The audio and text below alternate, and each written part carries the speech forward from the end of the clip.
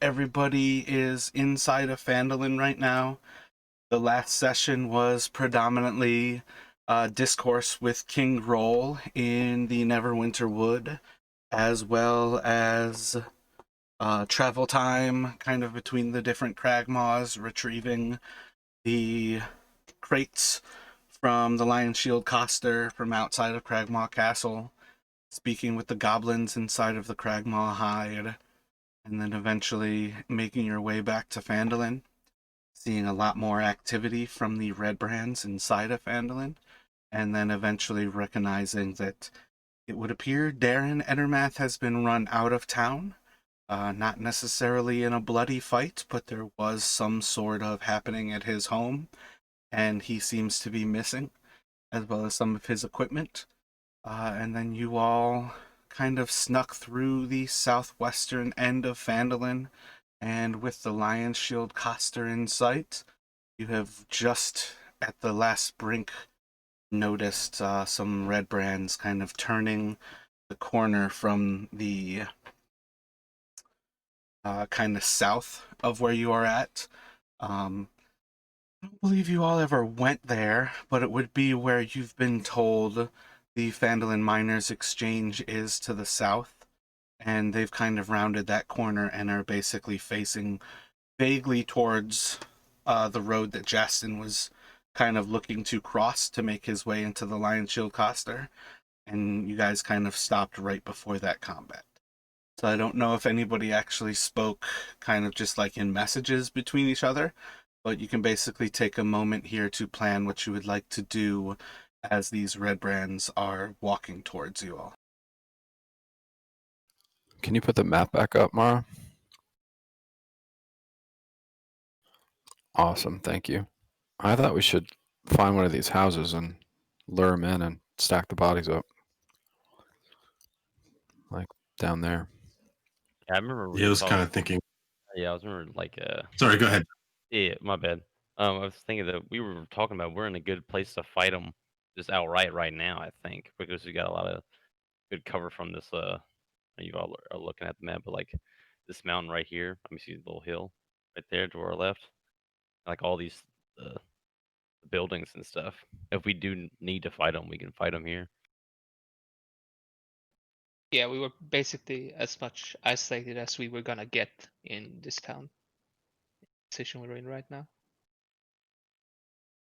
Yeah, I mean, my thoughts were kind of maybe have, like, I would probably have Justin try to sort of like, or like three of us try to find hiding places, have one person try to sort of lure them towards us, and then, like Burke said, we can use maybe one of these abandoned houses to sort of just like hide the bodies afterwards.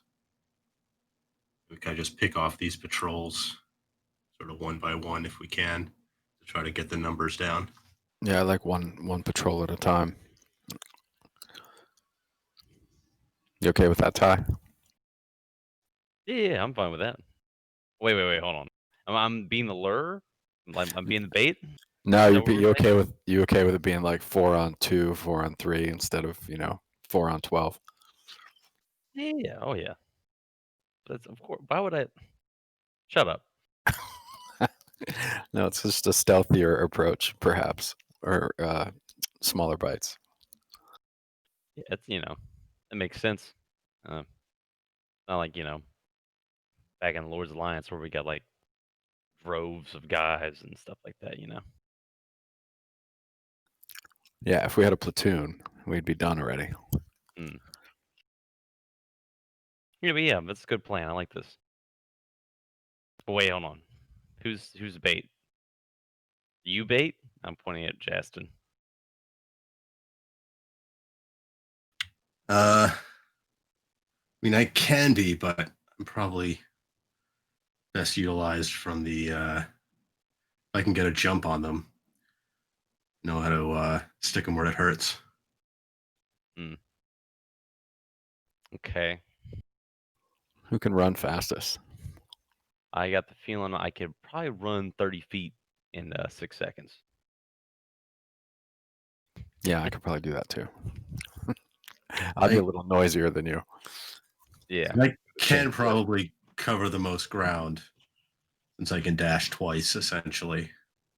Well, I think you know, you don't have to be like, you know, far away to where you have to run back. I imagine you can just make a bunch of noise, like you know, stand out from the side of the building, kind of wave at them, flip them off or something. You know, Yeah, as soon as we don't respond to their commands, they're going to chase, right? you would think, right? How did it go? Did you learn anything last time? I wasn't there when you got cornered by them last time. Ooh, I don't remember. I remember him being a dickhead. I remember that. Hold on. Well, I'll lure them back to you guys if someone figures out where back to you guys is going to be. I think we just shouldn't be too close to the other patrols. Like the farther south and west we are, the better it'll be for noise. There.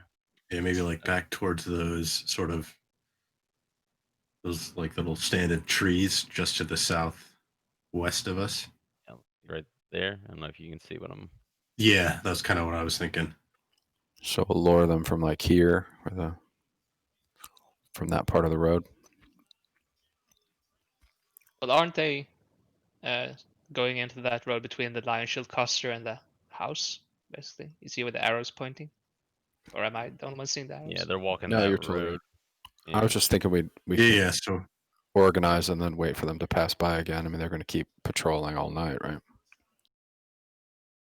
I think this is kind of a rare thing where they're going to be kind of isolated. I mean, it is kind of random though, so I think we need to take them now if we're going to take them. All right. yeah, I'm for that. Well, tell me where you want me, where you guys are going to be, so I can come back to that spot, and then we'll grab up this group of 3. And it might be best if you almost act sort of oblivious, kind of like you're just walking into town. They see you, they tell you to stop. You sort of back away towards us. They come after you, and then we jump out and take them. That would be Honestly, if we kind my of want to thought. stay where, if we're, I'm sorry. I'm done. Oh, okay. That was it. Okay. You got a bow, right? I mean, they're pretty good distance away, but you know, pop a shot. You know, you don't have to hit them; just be close. You know, and just to get them to look this way and run over here. Well, we don't want them to run away either if they think they're. Or call for help. That's true. Yeah. Why not just go out and stand on the corner and ignore them, and then hurry away so they follow me back to you guys, like at this corner right here, where they can see me. Yeah, that's sort of what I was thinking. Okay. All right. Well, it seems Fine. like a bad idea. Let's definitely do it. It'll be great. So We're all for those bad ideas. I'll try and find a hiding spot. If everything goes wrong, where are we gonna hook back up again? Behind Darren's house? In the orchard? Yeah. That sounds like a good idea. All right, Mara, I guess we're ready. So what's your plan? Somebody explain this to me. Burke's gonna go out to this corner of the road where these guys can see him, and kind of wait, look confused. They're probably gonna tell him to stop, and then, which he won't do, and then he'll run back to this set of trees where the team's gonna ambush everybody. These 3. There you go. I don't know if you can see. I drew an A. A for ambush. Thank you, Ty. That was helpful. That's good.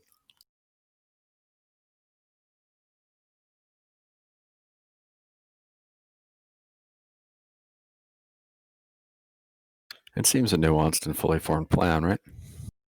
Yeah, it's you know, we threw it together pretty quick. It's not that bad, I don't think. I think the important thing is I'm not going to say anything, just sort of resist, and I'm sure they'll follow, right? Because they're compliance guys. Mm. It's 100 feet. Yeah, it is. Yeah, that's 100 feet. It's even more than that because you have to think of the scale too. Yeah, I think that the ruler was to scale for this map, right? Yeah, it is. Looking, yeah, Oh, it is. Okay. yeah. I guess yeah, we're all hiding at the ambush site. Fuck. Mar, do you want us to move this to somewhere where you have a map? Or you were Nope, working on building the maps, you map right said? now. Okay. I know you were talking about you made some cool maps. We want to find those. Oh yeah, those pretty much have nothing to do with this actual. I mean, if they can get into 60 feet, I can use like ice knife and try to take as many of them as possible. I'm gonna get within 40 feet of you guys on the first initiative, right? Because I'll run, so I think it'll work. Yeah, we'll see what happens here. I don't know. I don't know if they're gonna be just outright jump into a fight. You know what I mean? I don't know. We'll see. Might get fucking shot before you even get to the trees. Well, I like this plan on this side of the house because it obscures their angle. They got a good distance to run themselves too, if they're right at that corner there. That's about almost 100 feet to that house where you're at. That's my path. So there's some coverage, and the ones that run in between here that run in there will be the problem. It's quite the distance. What are you all doing with the crates? Are you basically taking those back to that little stand of trees? Ooh, yeah.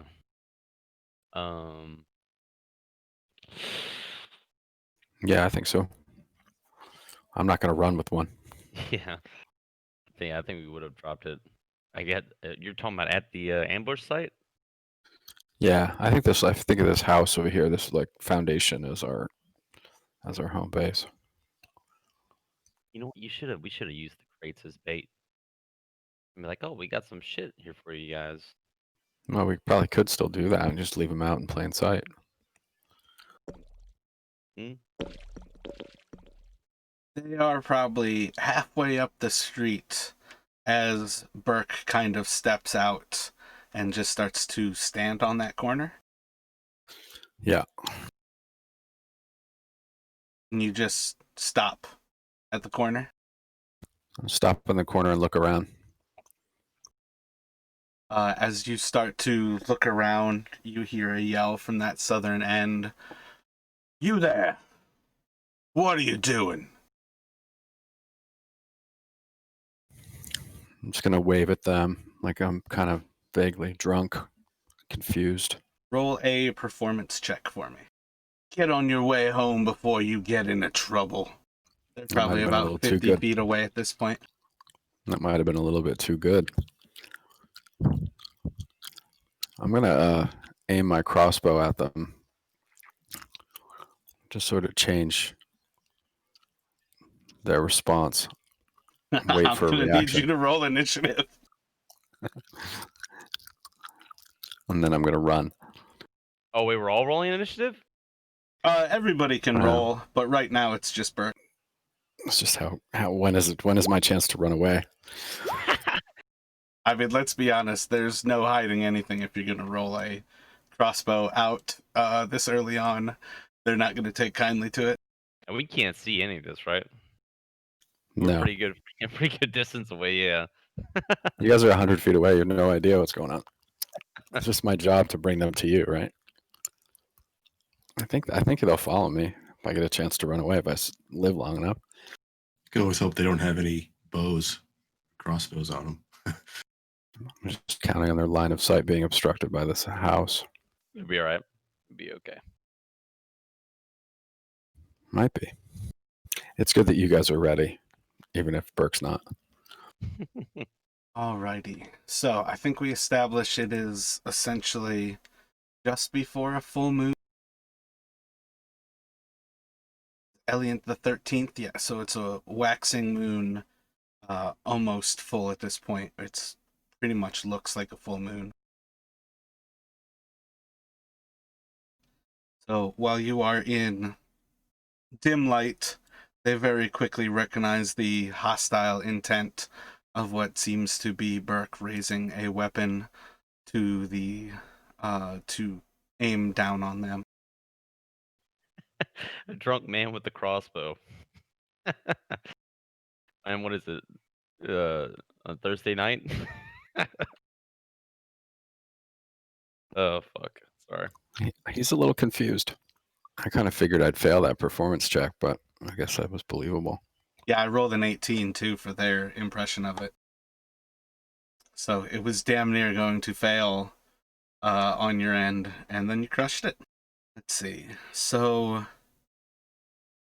the first one is going to, I think he's going to raise his bow, and he is going to shoot an arrow at your feet, and kind of give you a little bit of a warning shot as he yells out, "Drop your weapon there!"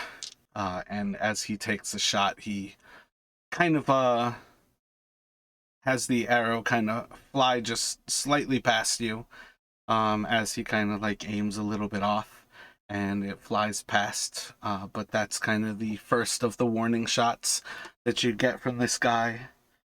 The next two will raise their bows looking to the other as they seem to be holding their shot, and then it will go to you to act on their order to lower your weapon. Yeah, I'm going to drop my crossbow and run back towards the abandoned house on that red line there. So let me have you roll just a dexterity check. So one of them is pretty well like tricked by this idea as he's holding his arrow out. He kind of lowers his bow as you drop your crossbow. The other's a little bit less more hesitant to give you like the benefit of this doubt, and he seems to expect you to draw the crossbow back out and holds his shot. He's going to try to take a shot at you at disadvantage still, and it's going to wing right past and kind of plink off of the house that you're next to.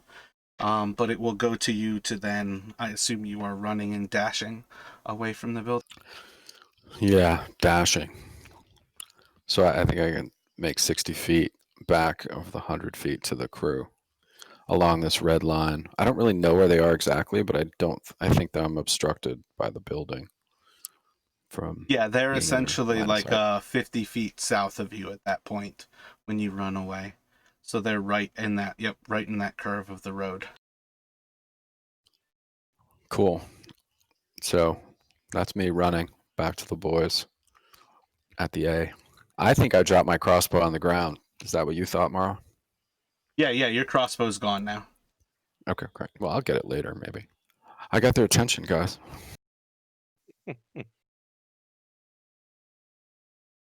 Yes. I think it's still too far away for us to know what's going on. I guess we see him shoot, right? I don't know. You might hear a lot of clanking armor as I'm running, Oh yeah. like an elephant through the somebody's backyard. Alrighty, so I think you have pretty much cleared the house. You're kind of in the gap right around where that X is, where you all were originally at with the start of this. And you are going to get fired on by all three as they are basically at the other corner of the house, having kind of moved up looking for you. So they can move 50 feet and fire in the same turn. They're very quick. I've got them at 30 feet to get to the back of the house. Okay, I thought they were 50 feet away. All right, well, let's see how they do. Well, they were. So let me draw on that map right now. They were essentially there. And I've got 30 feet to there. Oh, that side of the house. Got you. Yep, I rolled to 100%. see how they kind of interpreted things. all which three of direction them they ended ran. up going the same way. Yeah. Got it. Basically, like, that they didn't, like, fear or bottle, essentially, from the fight, because they thought they could handle you. So all three of them, like, didn't run for help. They probably And can then I handle checked to me. see which direction that they would have gone, like, listening to the guy who basically was the highest initiative, gave him, like, command of this little unit, and they all went the same direction. So it's just kind Cool. of the thing where all three kind of move to that southern end, and as you're running off, you're just going to notice 3 arrows kind of, let's see for the third, just kind of again pass by. Sweet. But What's was your this question? thing? What's this in the backyard? Is that Oh, cover or just is that? like a crumbled home, basically. Okay. I would call that. It is approximately like the back, like southern half of a house with a little bit of a roof overhead still. But yeah, that to me is like mostly dilapidated and destroyed, nearly down to the foundation. All right, cool. So 3 arrows swing by me and none of them clank off my armor. It's just like nobody At hits me. this point, I have everybody rolling at disadvantage for shooting in dim light. As far as I am concerned, if your perception is disadvantaged, your attacks would also be disadvantaged because your attempts to perceive your target are disadvantaged. So they are firing at you with disadvantage. Awesome. All right, so is it my turn again? It will, yes, return to you again. All right, so I want to dash and run again this turn, and I'm interested in finding something to hide behind over here. I think I can get Going to the next somewhere. foundation. Yeah, but is this like back wall enough for me to tuck behind it? That was my plan. Oh, yeah, you can most certainly find cover behind that other foundation. Okay, that's my that's what I'm gonna do. So they end up moving up to that next point. Again, still sticking all three of them together as they kind of move off towards you. And at present, they all seem to kind of just hold for a moment here and spend a moment trying to listen. The other 3 of you now are well aware after this last round of Burke kind of running past. What are your thoughts on when you want to break your ambush? Are you all still holding as they kind of walk up into the dilapidated house that is probably about 30 or 40 feet from you? Yeah, about 45 feet from you. We can't really discuss it together, right? We kind of just have to do our own thing. It's like Justin thinks, if we can get them even closer. That's actually, yeah, that's what I was gonna step on a twig to kind of draw someone over to me. And Justin's going to try and stay completely hidden for another round. Maybe he would just kind of like hold up his hands like in a sort of like a hold motion to Ty and Edrin, and then maybe hoping that So you don't want me to? I mean, like I'll gesture towards like the stick, like you don't want me to do this. yeah, I'd shake my head at that. We don't want to reel ourselves to the last moment. Plus, I'm making all kinds of noise as I'm running past you, and my armor. And then maybe Jason would sort of look towards Edrin and just sort of like try and signal to like get ready to cast some light, so we can actually, have some advantage when we go to attack them.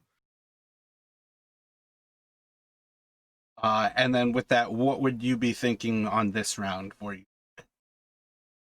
I think I'm going to try to make a sound like I fell down behind the house in my clanky armor.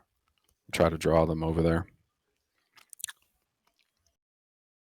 How do you think you would make a sound like that? I probably would just trip and fall and yell as I fell on my face, because that probably would happen anyway at this point. All right, so if you're actually going to dive to the ground, not necessarily moving, so you'll still be able to get back up with half your movement, no problem. Yeah, I guess dive. Sorry, it's the technical term. Yeah, so do a performance with advantage. I just want to make enough noise to keep them interested. It's not like things go dead silence, but I also don't want to keep running. because I don't want to end up too far away. I want to sound a little helpless. I'm drunk, I guess. All right, so hearing that sound, all three of them seem to be moving rather northward, as they seem to be flanking to the other side of this home, or of that foundation. And we will go, I guess really at this point, I should say the first one is going that way. And Justin, what are you doing? So I'm. So are they? How far away are they from us at this point? He's about 45 feet away from you. He does not seem to be getting any closer to you at that point. Okay, can I maybe hold an attack with my bow, waiting for light, sort of staying hidden, but I want to be able to sort of have a better sight of what I'm going to be shooting at. So like once, if the sort of light disadvantage goes away, I'm going to step out and fire on the closest target to me, the closest Redbrand. All right, so Justin basically signals to Edrin to essentially create some sort of light, one of your dancing lights, and he will fire. And then it's going to go to Ty. Okay. So we're all just kind of hiding in these bushes next to this broken down house, right? That's kind of what we're doing. Or hiding behind that tree over there. Like I've got you guys in those two larger trees. You're not necessarily next to that house, because I believe that house is almost 30 feet away. Yeah. The like lower wall of each house it's like 25 feet to the foundation where Burke is. Like not to where Burke is. Burke is actually like 40 feet away from you, but the foundation of that house is like 25 from you, and the wall of the other house is about 35. Okay, I got you. All right. But I've basically got the three of you behind those two trees, on that lower, it's kind of really the west edge of Phandalin. Got you.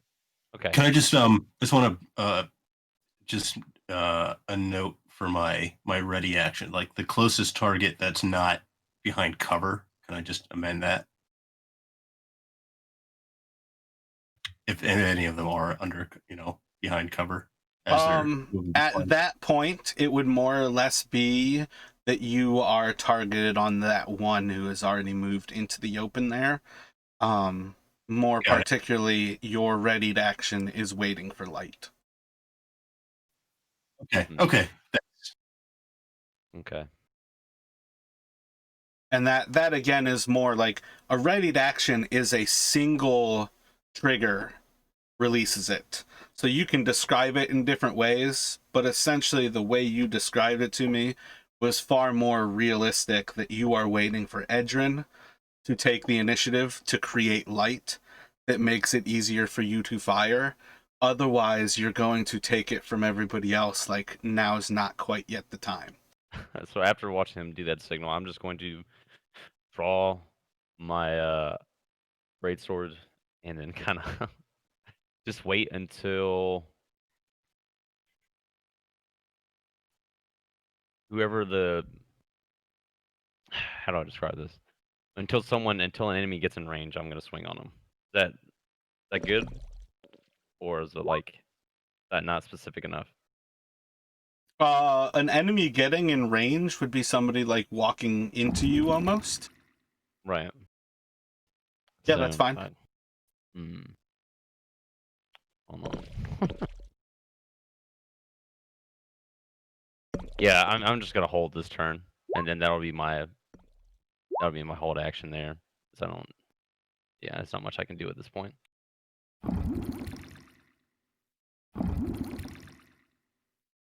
Oh no, wait, I lied. Hold on. I'm sorry. Can I change that, or is it too late? What are you thinking? I have a javelin. It's 30 to 120 feet.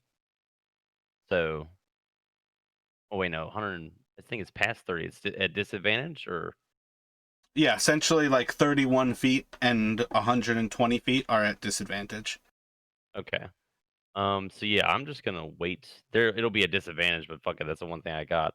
I'm going to ready the javelin, and until I'm wait for light, and then I'm gonna throw it at the same guy that is out in the open, right there. So then, are you more waiting for Justin than for light? Like you're I waiting for the actual trigger of combat to start, kind of thing? yeah, yeah. All right, Yep. so I'll take that as you're kind of like nodding towards Justin. Like, yeah, that sounds like a good plan. Yep. A mechanical sort of question. If you ready a melee attack, can you, as part of your reaction, move your movement? No. Okay. So you couldn't say, like, if they get within 30 feet, I charge for an attack. It's just either attack or move, or like one. Exactly. That's why I said when he went to ready his longsword, it's more a question of you're like readying for if somebody walks into your range. Got it. Got it. Okay. I just wasn't sure exactly how that worked. Yeah, so essentially one of the things about a readied action, which is part of what's kind of disappointing about how often like the things that bring a lot of new people in give like readied turns, is that the reason like you can't readying an action is a lot like an attack of opportunity, where it takes your reaction to use it, and that's why it is turning throwing your javelin into a reaction. It is turning loosing an arrow into your reaction, and that's part of why spellcasters kind of get it the worst, is you are spending a spell to turn it into a reaction.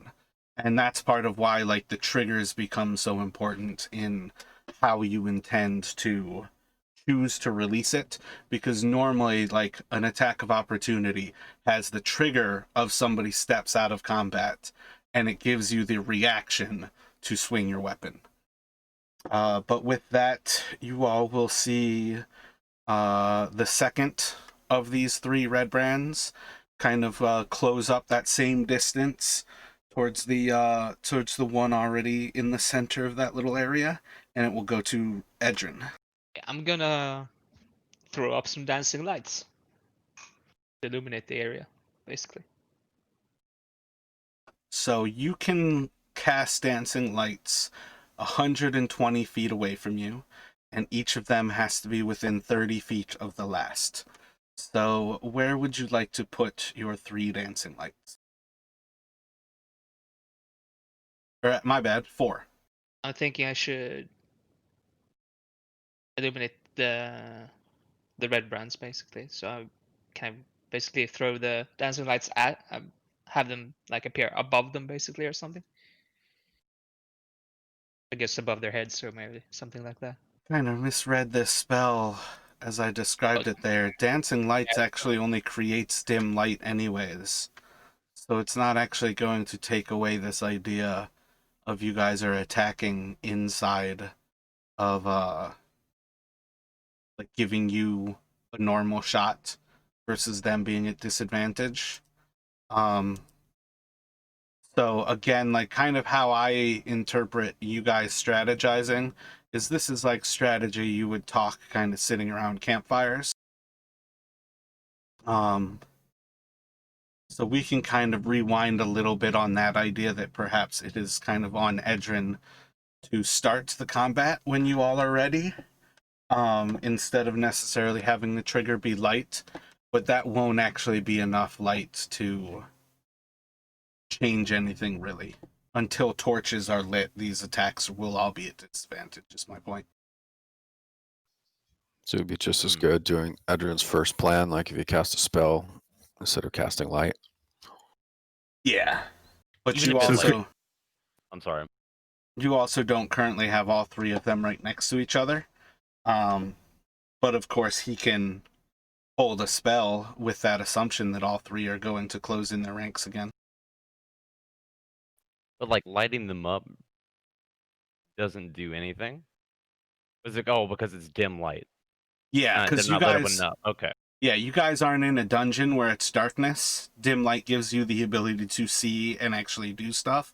But because it's a full moon right now, there is actually moonlight that is essentially as strong as the power of the dancing lights. So could we say I had, sorry, go ahead. For some reason, I was thinking dancing lights actually created a 10-foot radius of bright light and then a 10-foot radius of dim light. I'm not sure why I was thinking that they did both. It's just like a candle. That's it. It's just a magical candle. Yeah, that does essentially. 120 feet. Okay. In perfect darkness, it's a huge amount of light, but Right. But like out in the moonlight, it's nothing. It's just equivalent to moonlight, right? Yeah, It's still essentially, useful. It's useful, but it's not here. Okay. Cool. Well, probably the best thing about why he might want to still do it is that he could basically be creating light to the north and use something like that as a distraction. But that's one of the things about dancing lights is they make good distractions. They don't necessarily... Yeah, I mean, he can pretty much cast light at the top of the hill from where you guys are at. But again, that's kind of up to Edrin at this point, and we'll kind of loosen Justin's trigger, kind of just like you three are waiting for the slowest to react, which would be Edrin.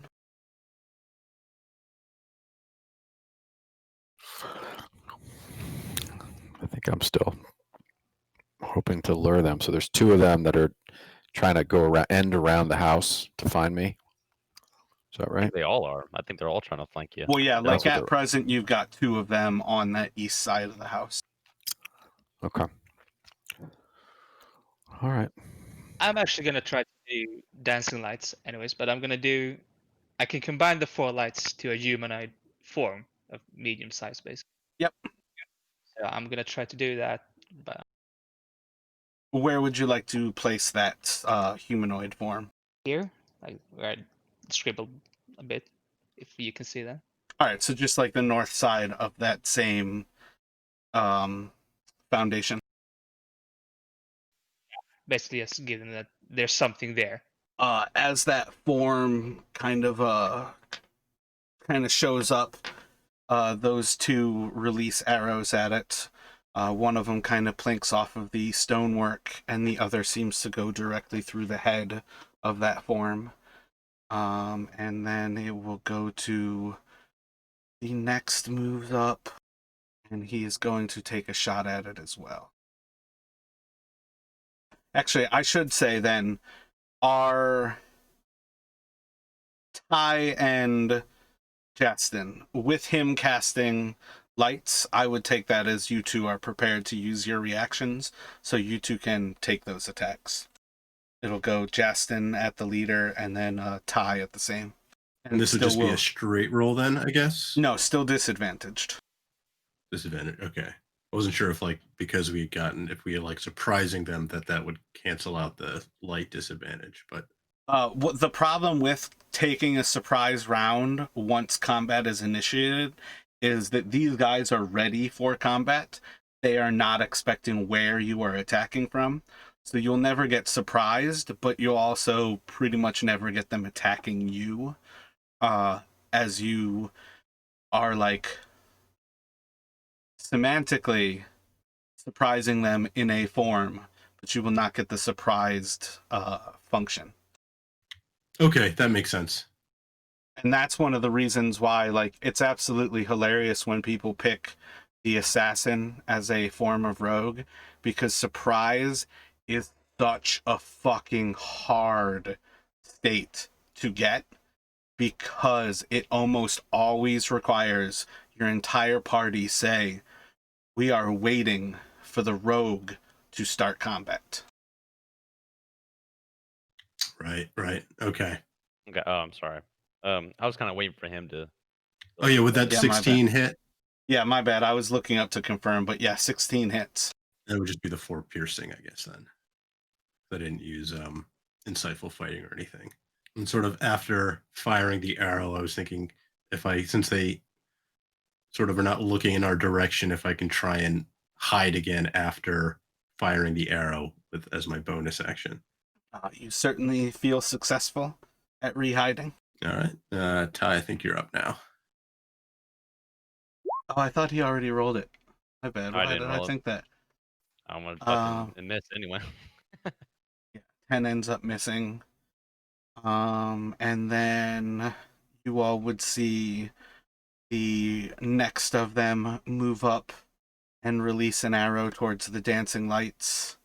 And then it's going to go to Burke. So at that point, Burke, you would have heard at least the arrows kind of passing towards like the northeast of you, probably about like 10 or 15 feet away from you. And then you would also have heard at least one of the arrows sinking into somebody and a little bit of a scream. Yeah, probably like 15 feet to the northeast of you. You would see the light and kind of hear those arrows. Okay, am I going to use some of my movement standing up? No, that's what I was assuming when you dove, that you like took a dive and then stood back up, but didn't actually move further. Okay, great. I have all my movement then, which is great. I'm gonna run and make as much noise. I'm gonna like, and then run south.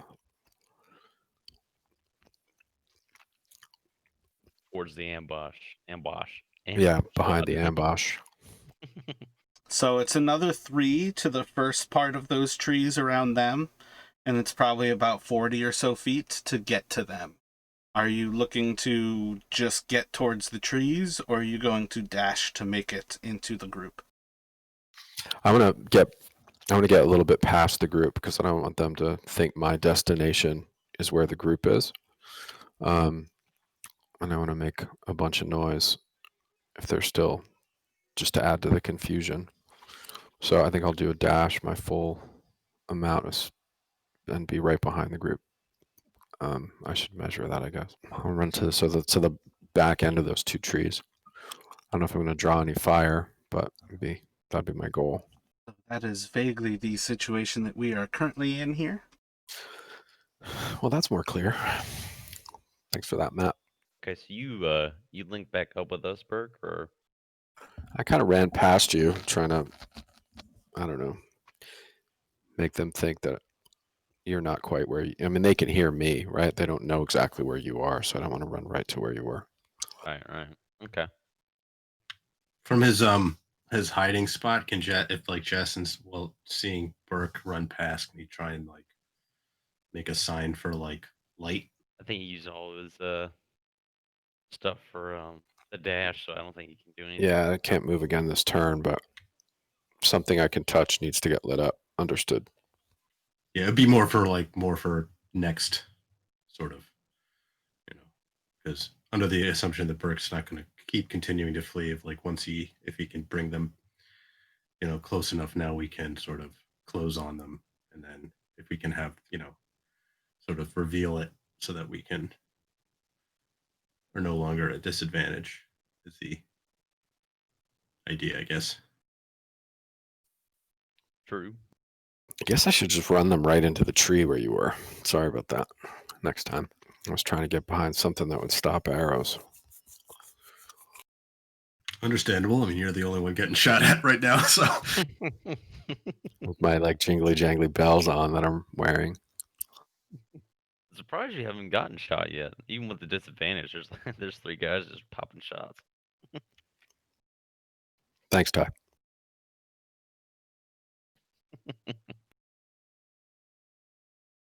I think that's coming soon. Like maybe in this next turn. So the first one is going to take a shot at Edrin. And it's going to wing right past you. And it is going to go to Jess. Okay, can I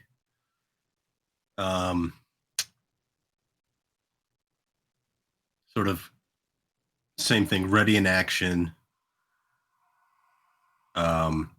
If once once we get light, fire at the nearest Redbrand in range, essentially readying another shot with my bow.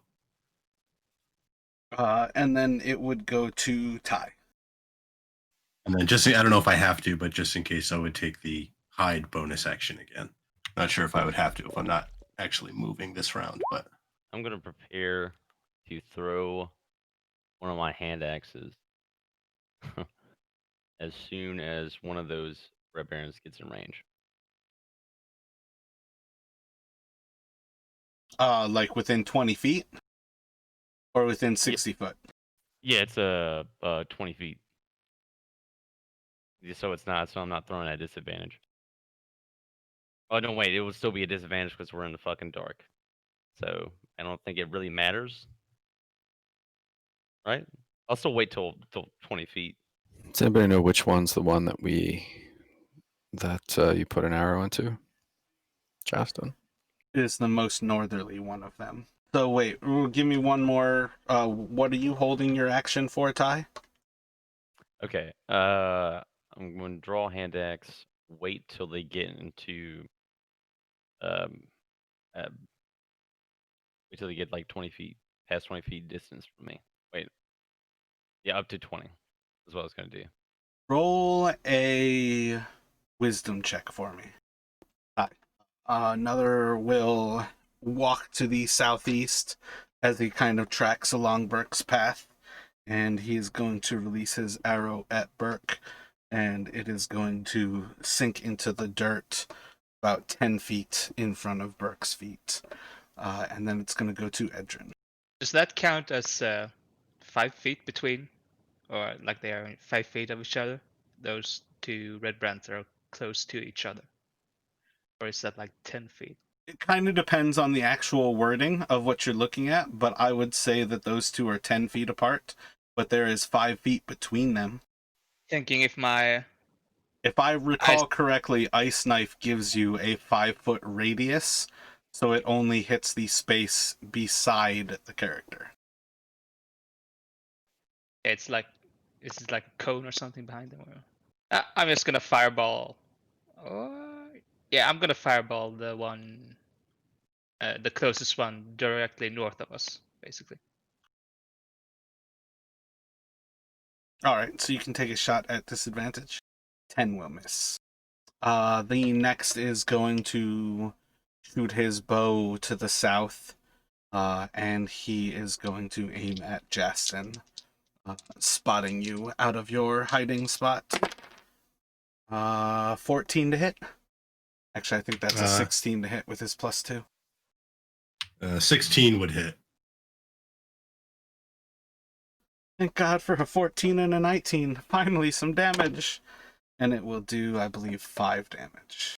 Oh, my bad. No, it's just a single d6. I don't even think it has a modifier. No, I'm wrong. It is a d6 +2, so it's 5 damage. And that will go to Burke.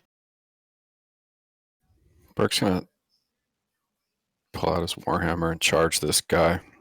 I won't be able to attack, but I want to get right up next to him. Right, I guess right there. Can you see that? Yep. Oh, forget it. Now that we're on this map, I can just do it, actually. So Indeed. sorry. So, trying to get his attention, but getting within melee range. I want an attack of opportunity if he's going to still use his bow on the next turn. That's all I can do. The next is going to... I think he... Damn, how do I interpret that? Give me a second. Dice are telling me something weird. Yeah, he's going to fire a shot at Edrin. As he tracks off, a little surprised by the firebolt, he plinks an arrow into the guy in front of him, and while you hear like a bit of a yell and a commotion, it seems like he's stuck an arrow into the guy's armor, but hasn't actually caused like any sort of wounding. And it's gonna go to Justin.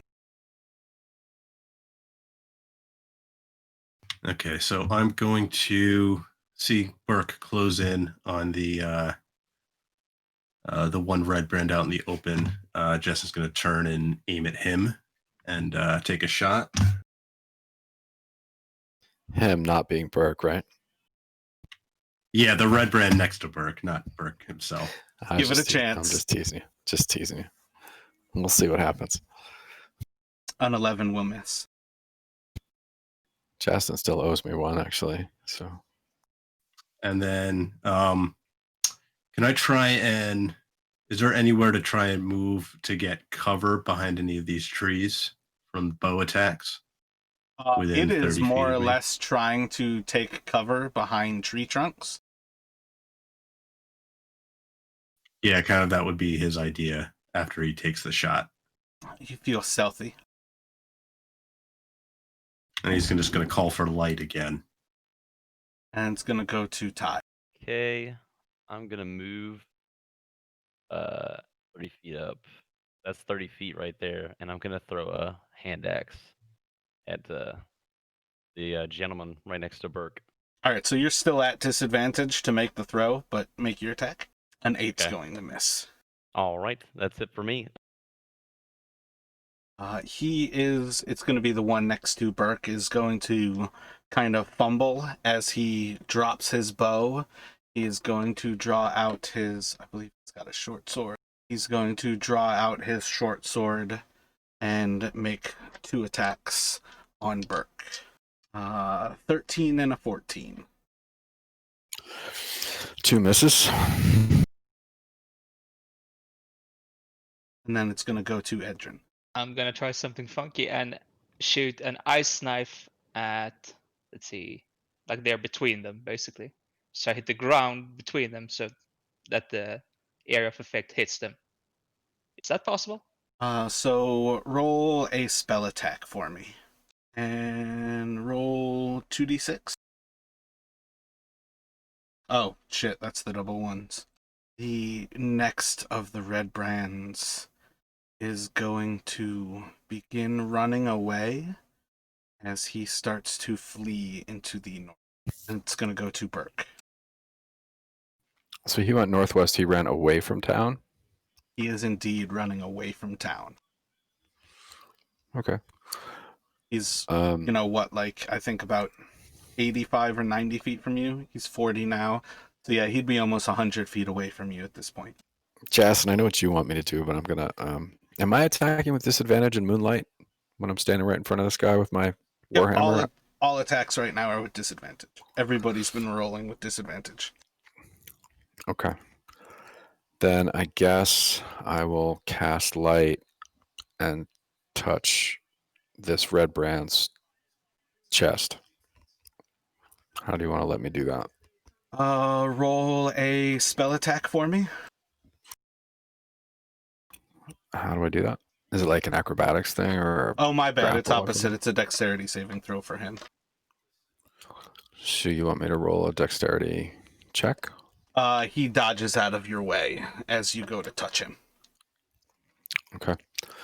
I think that's all from you. If you're good, it's gonna go to the next of the Redbrands.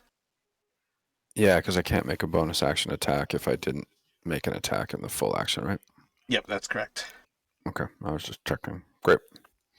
So I'm going to stay in his right up against him. You see as the one with like an arrow. Oh yeah, shit, the one that ran away also just got shot in the back of his armor, so that's kind of funny. The one who just shot him kind of yells off to him, "They've not surrounded us, that was me! Get back here!" And he is going to shoot again at Ty as he closes that ground towards Burke. And he'll have a 16 to hit Ty All right, yep, that hits. for 3 damage. And then it's going to go to Justin. All right, so I'm just going to, I think, staying where I am, I'm going to try and take another shot at the Redbrand next to Burke. Night and day. This is why we need light. Let me have you roll a d20. I believe that's going to hit Ty. Yeah. Let me have you roll damage. Had Burke on odds, Ty on evens, and I rolled a 4. So there's no crit. It's just the 6 piercing to Ty. Okay. And then I'll just try and hide again. So if I understand the sneak attack correctly, as long as you have disadvantage from the light issue right now, it's going to continue to make it so you can't actually grab up sneak attack. But you are Yeah, I can't have. you are relatively aware at this point, though, that you're being pretty successful in your ability to hide from their view.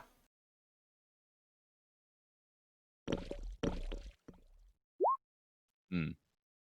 And it's gonna go to Ty. Oh, okay. All right. I got all mixed up. Okay, so I'm gonna move, close this distance to the one that's beside Burke, and I'm going to swing on him with my greatsword. A 7 is going to miss. I think he's going to swing at each of you. So the first one will be Burke for a 8, and then on Ty for a 15. Oh, wait a second, my bad. The first one at Burke would have been the 8, and then they roll twice because they're at disadvantage, so 5 at Ty. So they're both going to miss. And it's going to go to Edgen. I'm just gonna firebolt the lone Redbrand. See if I can hit him. 14 is going to hit. Yeah, and I'm done there. I don't think. Yeah, no, I'm done there. I can't do anything else basically. Into Burke. Burke's gonna cast light on his shield so we Alrighty. can see what we're doing for 20 feet radius around where we're standing. I just don't want to be the only person lit up on the whole battlefield, but I guess that's my job. Well, I was going to say one of the things that is advantageous about getting light away from you is that it leaves you still in darkness. So That's why I wanted to light this guy up, but I don't think I quite understand how to do that. yeah, the well, last so- line of light is that they make a dexterity saving throw when you try to cast it on somebody who's hostile, and I rolled a Okay. 17, so he had a 19 against your spell save is 13. Gotcha. Cool. Well, I'll cast it on my shield because that'll work. And that'll be my move because I'm going to stay right here up against him. But now it's lit up in a circle. Only the one guy's lit up though, right? 20 feet radius. Oh, here we go. That guy ran over here. That's great. All right, Justin, there you go. He's going to put 2 attacks in on Ty. 12 and a 21 to hit The 21 will definitely hit. for 4 damage. All right. And then it's going to go to Justin. Okay, so now I can see both of them. Going to move a little bit, sort of to try and avoid hitting Ty with another arrow. Let's say don't do it. don't do it. I'm going to throw it out there. As long as they're in melee combat and you're shooting from range, it's always a potential. Melee Yeah, combat is I essentially know. just a flurry of blows. They're all wound up on each other. Okay, so I'm going to move that little bit. Then I'm going to aim at the Redbrand to the right. Word. 21 hits. So that should still, just not a crit. Damn, wasted 2 crits. And yeah, that's going to sink in. And as it hits him, how would you like to kill him? So as he's just like right in the side of the head, just like straight through his head. Yeah, so he's changing his attention between the two, kind of trying to put blade onto each to defend himself. He's kind of switching his attention, and right through his temple, it drops him as his body just instantly goes limp, and he drops to the ground as his legs give out. And it's going to go to Ty. I'm just going to move another, move a little north now, sort of. Yeah, you can But finish that's your the end of my turn. Yeah. I'm gonna swing again on the last guy between us. 23 will hit. and he will fall as well. How would you like to kill him? No funny business. I just, lop his head off. Roll a strength check for me. Oh, You wait, no, it's indeed good. do lop his head off. And then I pull the arrow out of my back. I think the other one got away and shot me. Well, that other one's still out there. We got to find that one. Yeah, so wait, where'd he go? He ran West. ran west? Okay. All right. So I guess we're gonna chase him, right? We're not gonna let him get away? I don't want to let him get away. But I don't know if we're gonna be able to catch him either. He's got to get a bit of time on us. But I think we can, with the three of us, we can catch him. Does he have a minute on us? He might have a minute on us.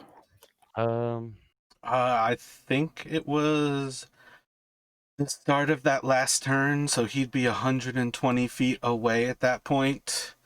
I mean, let me have everybody roll a perception check right here. And this would again be a disadvantage. Justin, you are able to place that he is basically off past the Ettermath Orchard and seems to be entering into one of the valleys that's kind of beyond that, like little gorge between the hill, like to the west of Ettermath's Orchard, and he seems to be clearing like the lowland of the hill that's kind of between you all right now.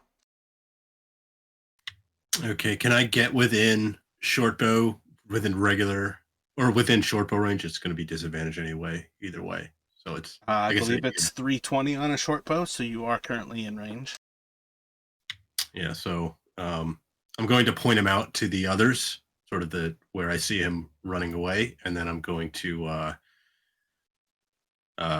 move forward a bit and fire an arrow at him. I think it'll miss. It will indeed. Well, hold on. I mean, he seems like he's just fucking off. He's not running trying to get anybody else. I think he's done, you know? He's I don't running think he's going back. around. He's running around this town to get back to his boys, don't you think? Okay, so wait, he's like, oh, where that X is, that orange X is, like right there? Yeah. Okay. Can we tell which direction he's going from there? Is there a Right vector? now, Justin's even pointing him out, and nobody else sees him. Oh, okay. Nobody Yeah. was able to like trace the line of his arrow as he took a shot. As far as you guys can tell, this guy just has uncanny eyes that have much better night vision than you do. Yeah, apparently Edron was closing his eyes as he was pointing it out. That one. Yeah, I guess I'll just start running after him. Running towards the wherever. Did you point at him, Justin? Yeah, but okay. you probably, it looks like you didn't see him, but you just know the sort of general direction of where I'm pointing. Yeah, that's what I was getting at. I was like, I'm just gonna start running in that general direction after him. All right. So this will end up being a skill challenge of sorts. So how are you all intending to run this guy down? Describe to me what you're going to do to try to close the ground on this guy. I say we go from two different directions. Yeah, like I want to run to the orchard to cut him off. I don't care if he runs the other direction. I was gonna ask, how can you just cast light at whatever? Can you like cast light on an arrow and he shoot it, and then we kind of like use that to kind of track or pinpoint where he's going, kind of based off of where Justin is kind of like seeing him and like shooting at him? Is that a thing or? Is this the one that has an arrow in him already, or would he have like ripped it out? I feel like he got shot from behind by his friend. Otherwise, that guy, as far as my notes go, he only took damage from that little bit from the ice knife. Okay, I wasn't sure if that was the one I hit with my arrow, but it was one of the other ones. Okay. I'd have to touch it to do anything about it. So I could cast light on an arrow that Justin shoots, I suppose. Seems like I might take some actions to do that. That was what I was thinking. I was thinking me and Edrin go off to one side, and you guys go to another. You and Bert go to the other side, and I guess Jason's the only guy that has an eye on him. That's what I was thinking. You just keep shooting at him, and when we're on the, away from you guys, you can still kind of see where he's going. I'm Even thinking like even if especially if it hits him too, we'll definitely we'll see him running through the darkness. So what are you all thinking as a group? What's your decision? This guy's running away. So you think then Justin maybe- seems to be giving chase. like have Burke and Justin go together, and then have Ty and Edrin maybe sort of cut north, trying to, in case he heads back towards town, try to cut him off that way. So you guys will go to the orchard, and we'll just run right in the direction that you pointed. Yeah, like we'll continue sort of northwest, Okay. like straight after him is what I'm thinking. I'm lit up, so maybe he'll start shooting at me, and that'll slow him down.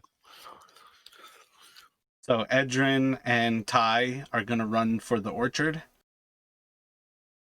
Justin and Burke are going to try to put arrows into him. All right, Yeah. so let me have another shot from Justin at disadvantage. And Edrin and Ty, are you doing anything to try to catch him and or stop him? Before we ran off, can I have snatched my javelin and the hand axe? Could I have just done that, or You can certainly take a moment to try to accomplish that. Yep. yeah? So before we run off, I'll take a second to do that. And as we're running, are you still? Did you cast light on that arrow, or are you just doing it? I was Um, assuming that arrow is lit up. Okay. So I gathered at this point the goal with Edrin or with Burke being with Justin is that if Justin is able to hit, it will be a light in the guy's back. gotcha. Yeah, I think that's the idea. So I guess I'll kind of. I don't know if there's a point to doing it, but as we're running, when I see that arrow, I'm gonna throw that javelin. In that general direction. I mean, is it possible for me to see the guy if he's next to that arrow? Roll a perception check for me at disadvantage. There's like a 40-foot diameter circle of light around wherever it landed. Who knows where it landed? Nope, you're not able to spot him. The arrow seems to be in the general direction where Justin pointed off, but you still see nobody actually running in that area. Gotcha. Okay. So I'm just gonna be while we're running, kind of running with the javelin in hand. See. I mean, just if they hit him with the arrow, I'm gonna throw the javelin at him. Edron's also gonna take a look, see if he can see the guy now that they shot the arrow, basically. If that's possible. At this point, his role was kind of to establish how poorly the lighting would end up being, so it's not really the type of thing where a second look is going to necessarily change things. Just because of how the dice are telling the story, that Justin's arrow did not actually shed bright light on the guy. So it's not actually changing that situation.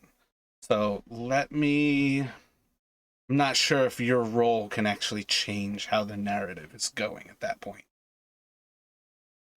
Well, then Edron's probably just gonna keep running for the orchard, because if you can't see, I don't think I should really throw fireballs at random, basically. Or firebolts. So Justin, let me have you make another perception check. It's still at disadvantage, but it's a lower DC for you having already spotted him. So you still feel like you've got eyes on him, that he peeled off to the west at that point. Any past where he is now, you are going to lose sight of him. So you can try one more time to put an arrow into him. Yeah, 16. He should have cover there. Let's see what the dice say. Yeah, it kind of like plinks at his feet as you nearly miss him. And at that point, you lose sight of him right afterwards. So Okay, I'm gonna just sort of like, sorry, I would just like turn back towards Ty and Edrin and point west, and then just kind of like shrug and like to indicate that I lost him. I mean, do we even see you at this point, or how far have we gotten? So I vaguely have Ty and Burke. Ty basically made it to that corner. Burke was able to catch up to him. Like Ty had to stop running in order to get Burke to light him up, to be able to light the arrows up. So I vaguely had Ty at that corner of the house, and the two of you, or not Ty, Justin, and then the two of you would have been kind of running for there. So you guys are not far away, not having like terribly split up, having taken a moment to collect your shit. So I would say at this point, you guys have a pretty good confirmation that this guy is running out of town. And that while you can certainly go after him still, it's going to be extremely difficult to find him. But you can certainly try. And otherwise, it is up to you all where you would like to go at this point. Let's say we need to get back and hide those other two bodies. Yeah, Clark, I'm gonna go get my crossbow and put this little mess to bed. I mean, he never got a good look at might not have gotten a great look at us. So I think at this point, he's just running for his life anyway. Yeah. They're not like it's not like they're part of the Lord's Alliance or something. They're not like, organized. Yeah, like I mean, we they're not said. even really a militia. They're kind of just like a random grouping of, yeah, they're kind of all out for themselves, I would think. Yeah, so they don't have the Bandits. oath. Yeah, so they're. I could totally see him just running off and never coming back. Yeah, towards the end of that, once the ambush was clear, you guys could see that those guys were clearly shaky at best, holding together. And I think it was within like 6 or 12 seconds of the three of you kind of popping out in ambush, that guy ran. I'm gonna start going through the dead bodies and searching them. Roll an investigation for me. And where are y'all planning on hiding the bodies? Probably one of those abandoned, ruined houses. Just kind of stack that if we can find a place to put them out of sight. Which one?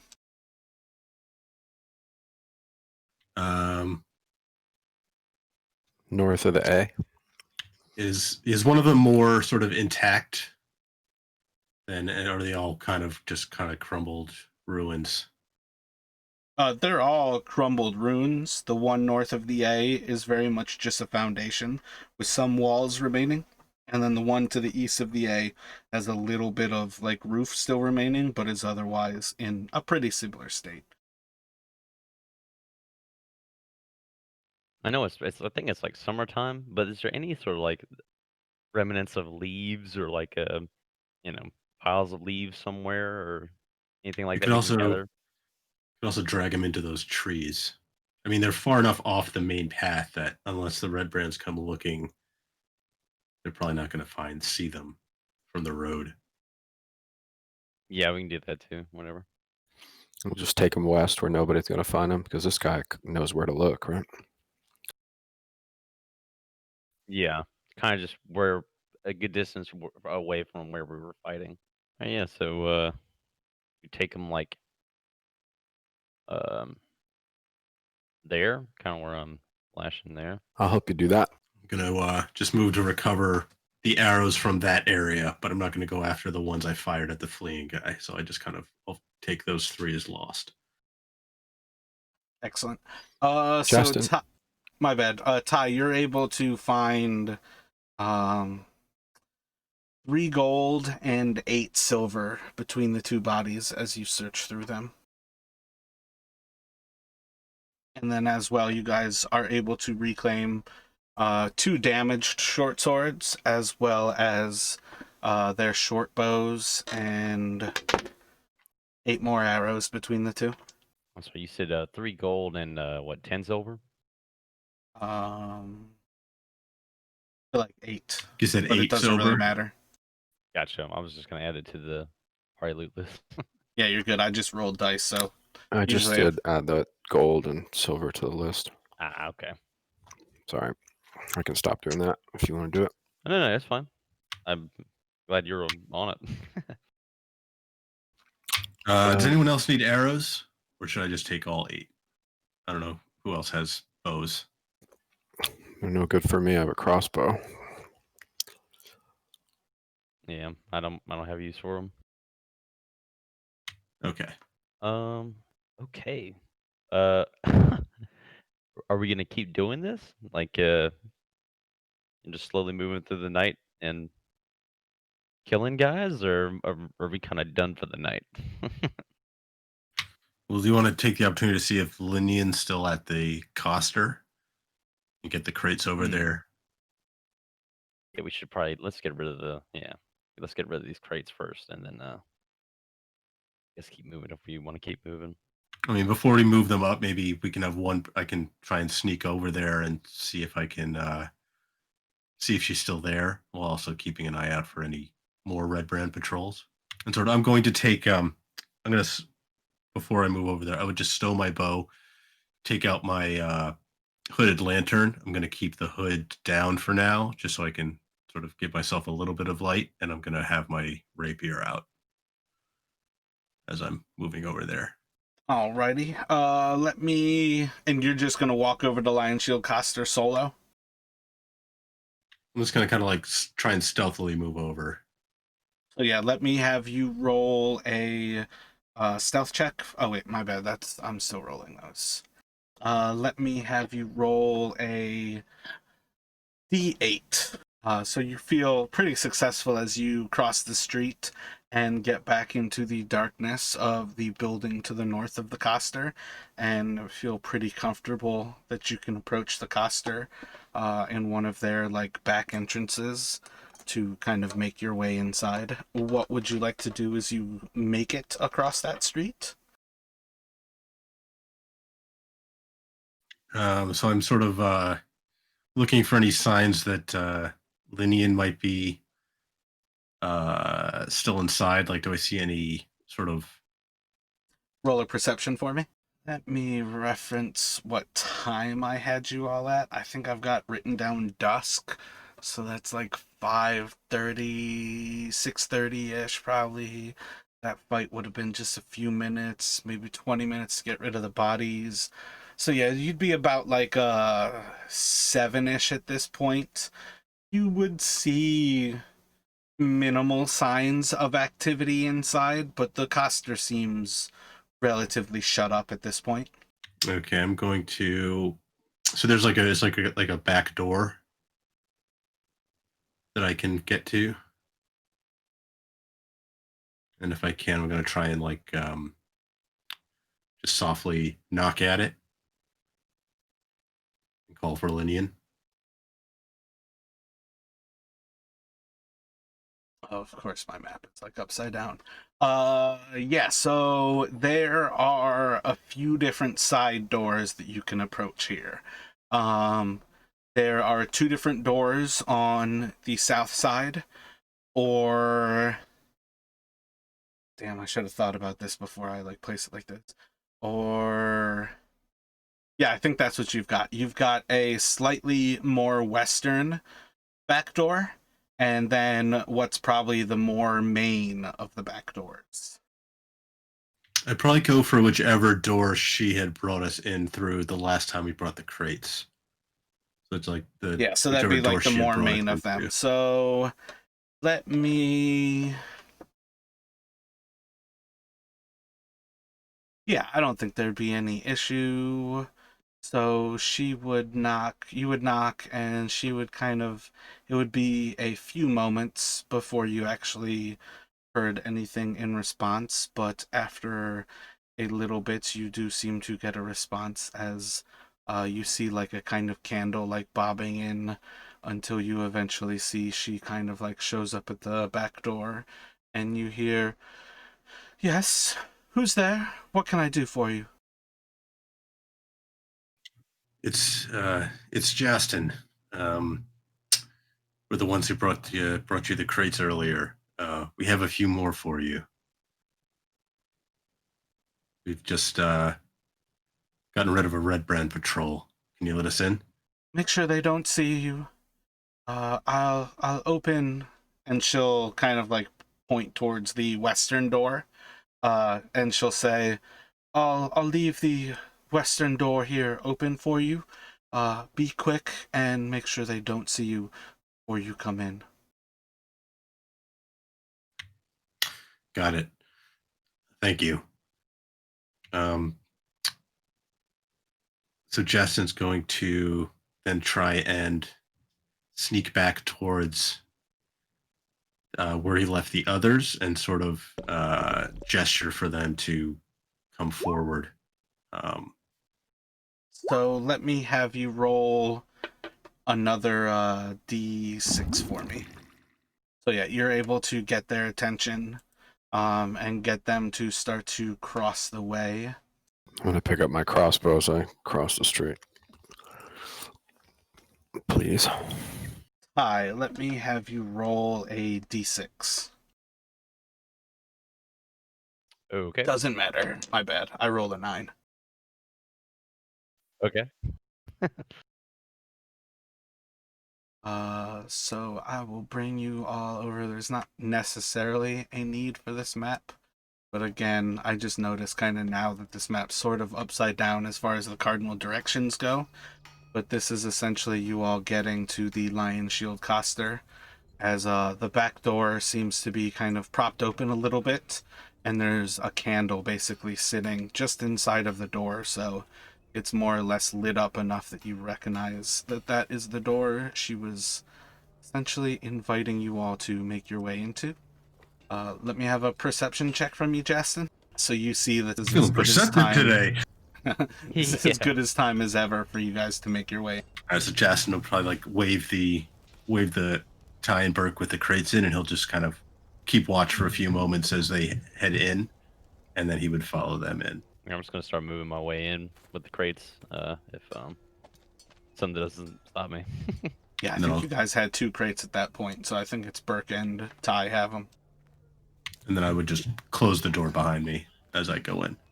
So as you all come inside, she kind of brings you into what appears to be like her side kitchen. And it's just one of the other back rooms of the Coster. After a moment, she kind of opens up a little bit of an area for you all to place the goods in like a back store. Where did you gotten more? Let's look through these. Seems to be a much older shipment. I don't really know if this was all meant for me. This may have been for somewhere else that was raided. We took them from the ruined castle that the Kragma tribe has been using as a base of sorts to the north of here. North of Neverwinter Wood. Hagmaws, is that the goblins who have been along the tribor there? Goblins, yes, though they seem to have recently come under the command of a bugbear named Grohl. But I believe Kragma is the name of their tribe.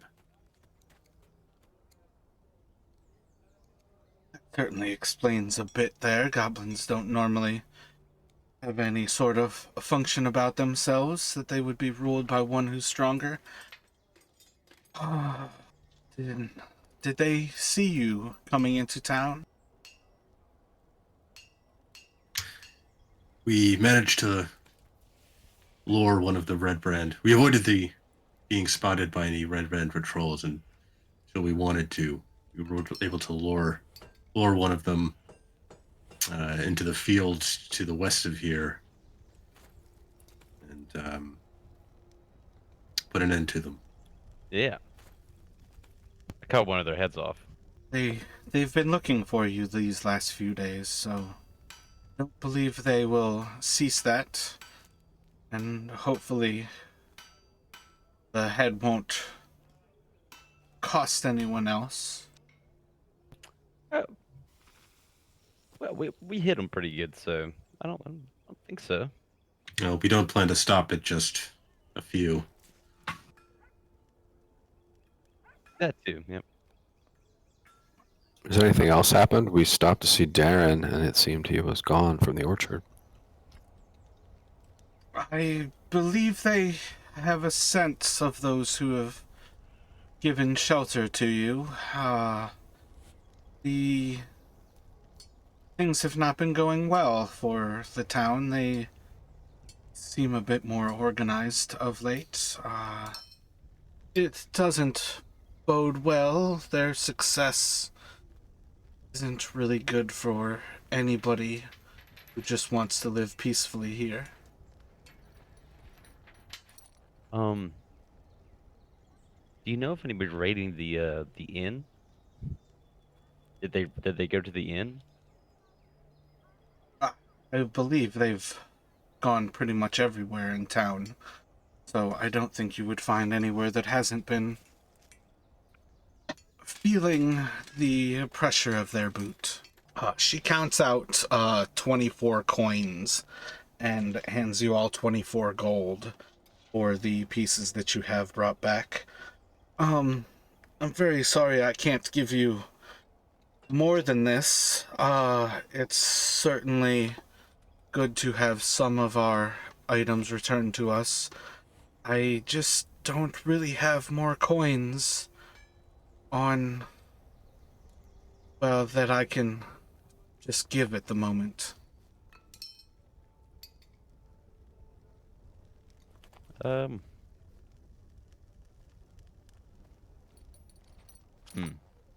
Okay. Is there any, can you offer some sort of basic, work? Could you sharpen this? And I gestured towards my greatsword. Well, I can certainly do some work to bring out some of those dings. That will take time. I have a pretty similar weapon and she kind of like takes a moment to like measure the general like stature of the greatsword, and like feels the weight of it, and you see pretty quickly she's pretty deft with a weapon. Like she doesn't hold the sword as if it's cumbersome to her. And she actually does take a moment to swing it to feel out the balance of the weapon. I could offer you a pretty similar weapon that would help you in the meantime for me to bring out some of these dins and bring it back to a more serviceable state. Hmm. Can I see the other greatsword? She takes a moment to kind of step back towards one of the other rooms with the armory in it. And after a moment, she brings out a great sword, which essentially, for what it's worth, is a replacement for that sword, under the idea that she doesn't have, like, specifically the exact same weapons, but it's essentially a very well-balanced, similar, like, length and stature, weight, balance weapon that she's able to give you while she would do work to put yours back in tip-top shape. Okay. Would you happen to have a few spare crossbow bolts? And there are caltrops any sort of thing you would have in stock? Let's see. She's able to quickly gather up 20 bolts for you. And I think she would have 75 caltrops she's able to give you. Thank you. Wow. Now, with regard to the townsfolk, is there anywhere in town that people can take shelter should the Redbrands become more violent? We don't have any sort of a keep. There's no real stronghold. There's not much for us to do here. It's most of why they exist in this place is that they were able to move in and take advantage of the commoners who live here. Understood. If he's, forgive me for if I'm being too forward, but you seem to know Darren well. If he was in trouble, do you know where he would go? You noticed he took his arms and armor with him. He's deft enough at surviving in the wild that I don't think he would have to go anywhere in particular. If he fled to never come back, he might be as far as heading back towards Neverwinter. I believe he once had family in a settlement of sorts near those lands. Some others might know more of this, but it's hard to predict where he would go. His past is his own mystery. Doesn't share it with many. Starts to set out like different pieces of like food and drink. Kind of just setting them out on this table here. It's not like a warm meal, but it's essentially like a somewhat fresh meal. Yeah, if we were going to take care of the Redbrands, do you have any advice about how we'd go about it? Well, if you've already started the motion, it would be good to finish it swiftly. There's little more to do than to find them and remove them where you find them. As far as I know, they seem to take to the streets more at night, and they congregate mostly around the sleeping giant, but there's been signs that they seem to move more often these days up towards the old ruined manor. Perhaps they've started to restore that as a sort of barracks. It's hard to tell. Those who pay too much attention only place themselves in more danger.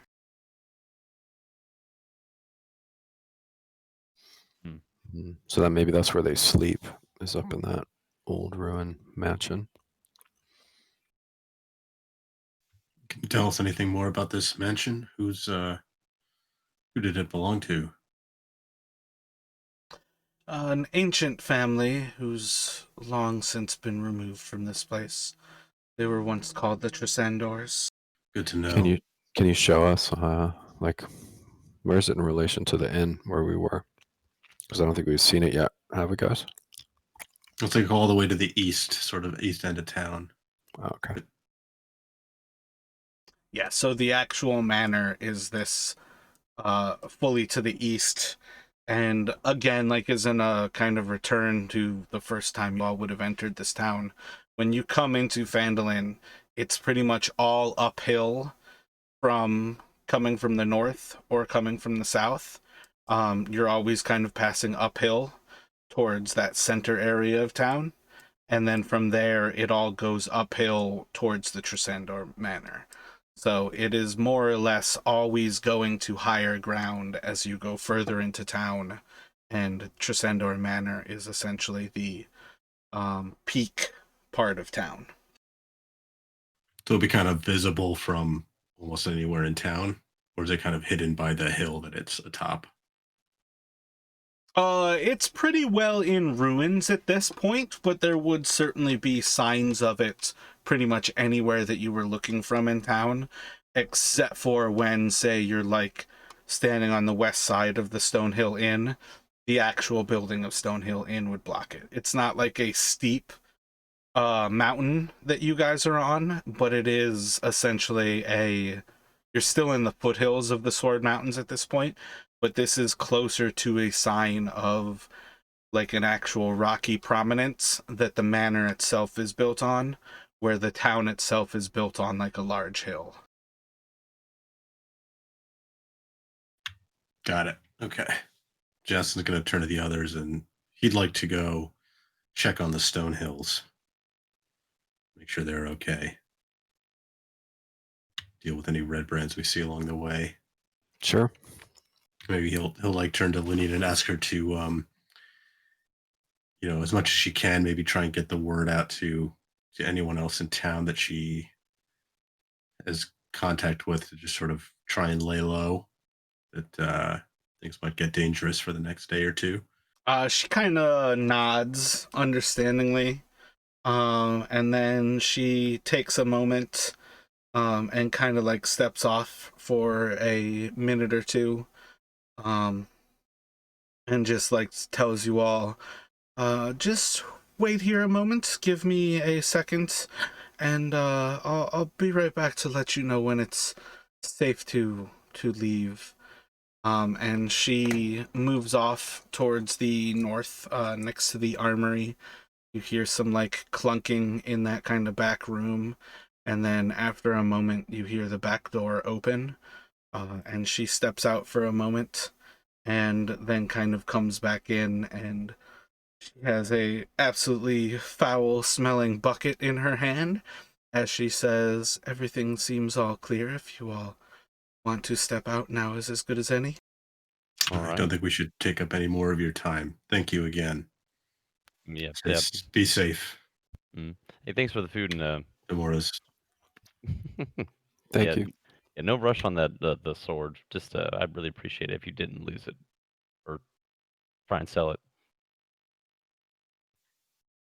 It shouldn't take me long, but depending on actual work happening in these next few days, I can certainly return it to you shortly here. Okay. All right.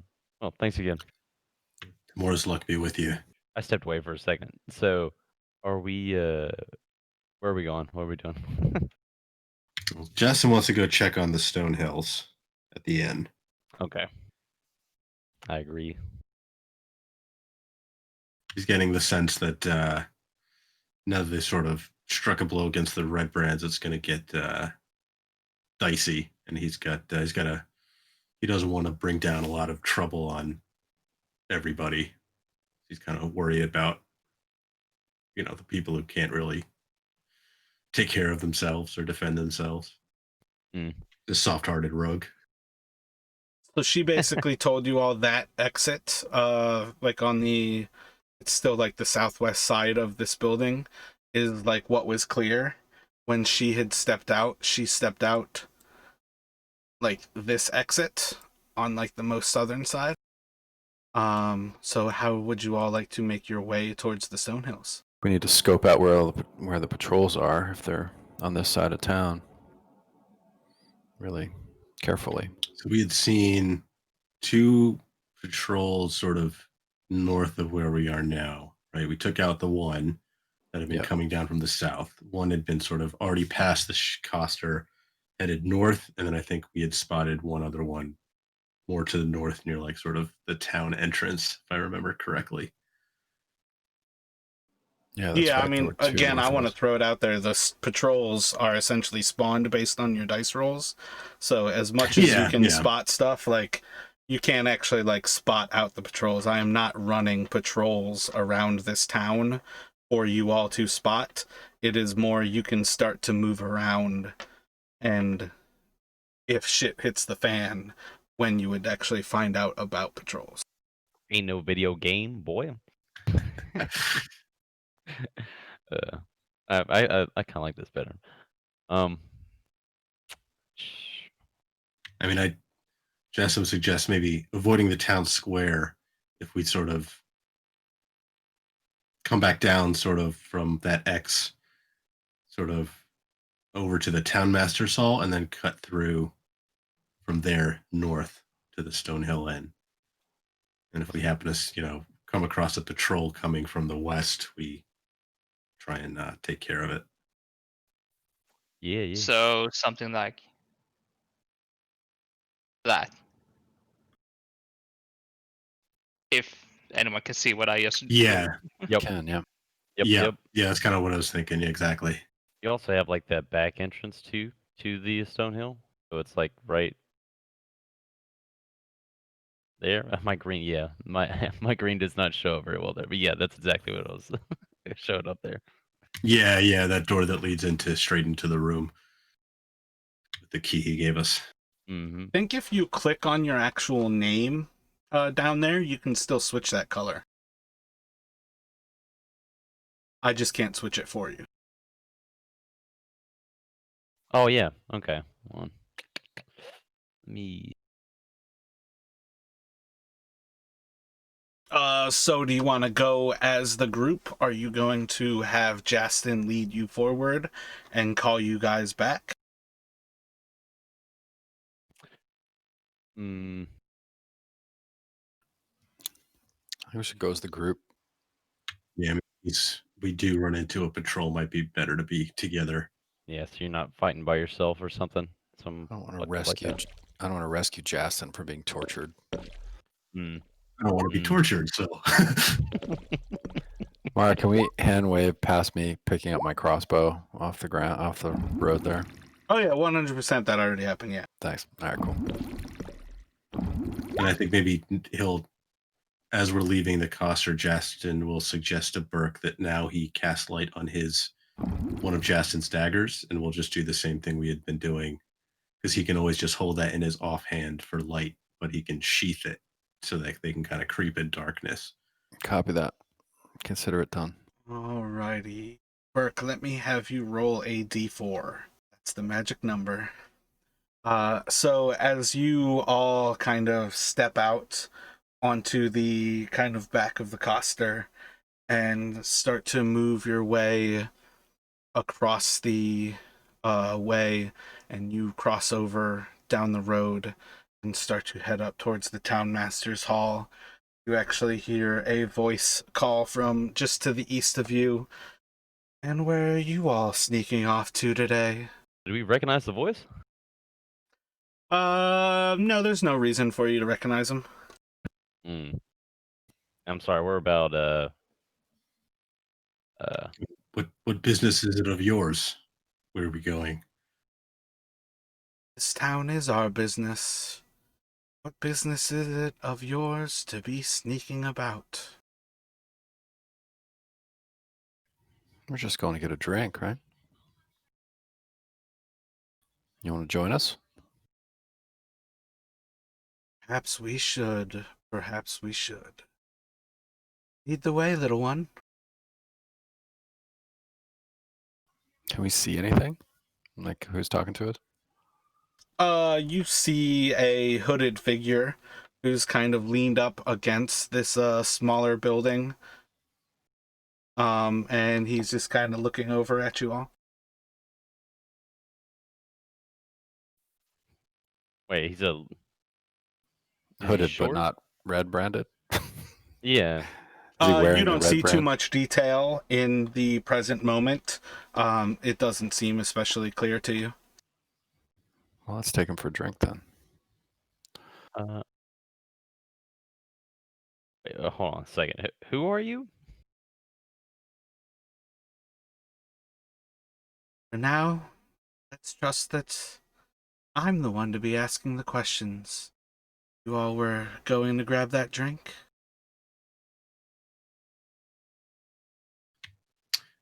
Justin's going to sort of glance towards Ty and sort of, as far as we can tell, it's just the one person, right? Roll a perception check for me. Damn, bro. There's been one person talking to you, but you very specifically hear there are footsteps to the north as well as footsteps to the east of where you are right now. And we're like right up on this guy, right? Yeah, So at Justin's gonna present, sort he of, basically would have revealed himself probably about like 10 or 15 feet from you. Justin's going to try and subtly gesture to the others, sort of in the directions of where he's, or is it like the whole party ends up hearing, or is it just Justin that heard the other footsteps? It would be you in particular who understands that there's others to this person right now. All right, so I'm gonna try and catch, like Ty and Burke and Edrin's eyes, and sort of like try and subtly gesture, north and east, or north and yeah, in the directions that I heard the other footsteps. Try to give them a heads up. Roll a sleight of hand for me, Jason. So yeah, you all would recognize that Jason's kind of pointing out that there are others, apparently on like the flanking sides of this building that this person is leaning up against. So that drink, will you be buying me an ale? Do you care for something a little bit stronger? What's your poison? I think we usually go for the kegs of ale, right, guys? Those little mini kegs. Yeah, there's a keg over there with our names on it. Oh, we got probably Certainly. like, yeah, I think we got like 2 or 3 left up in there, so we don't have to buy anything. We can just pour you one. Burke's gonna sort of step in line with Ty, form up a little bit, getting the sense this is going towards violence. Oh God, hold on. Yeah, so I'm gonna start moving Oh. towards. Oh, you got something? Well, Jess, I'm just gonna say, like, I'll be happy to buy you an ale if you tell me your names and your name and the name of your friends. Intriguing. Well, do believe you might be welcome here if you are buying, but you seem to be acting on edge for somebody who belongs here. Don't seem familiar to me. It makes me think you're exactly who I've been looking for. And you hear more footsteps from the northeast. Well, look. The reason why we're kind of on edge is, these guys been patrolling around, taking people's money for, no reason. They're looking for somebody. I don't know, some like whatever, Ran, Caston or something like that. I don't know, but yeah, I mean they took our money earlier today. That's why we're kind of sneaking around right now. So Oh no, somebody was taking your money. What criminals. yeah, I know, right? Someone should take care of those guys, but yeah, Very we're thought sneaking around. has me shaking in my boots. Say you didn't want to pay them any more money. Does that mean you have more money on you? No, Just they enough took it. for a round of ale. Yeah. Well, maybe we should get to the ale then. And at that point, you would see as 3 more kind of walk up from the northeast and kind of step forward into this little clearing to the east of the townmaster's hall. That you, Strunk? Call back to the other 3. Oh, you've met Strunk, have you? I do believe he's still at the gate. Should I get his attention? Is he the one who took your money this evening? I don't think so. I think that was You're friends with him, today. then. Yeah. What was that last thing that you said there? Like, you friends with him, then. Justin's trying to get an idea of, because we still haven't confirmed. Have we? I don't think any of you should have any reason not to assume that you are talking to Redbrands right now. Okay. That's kind of what I was going to be going to get at.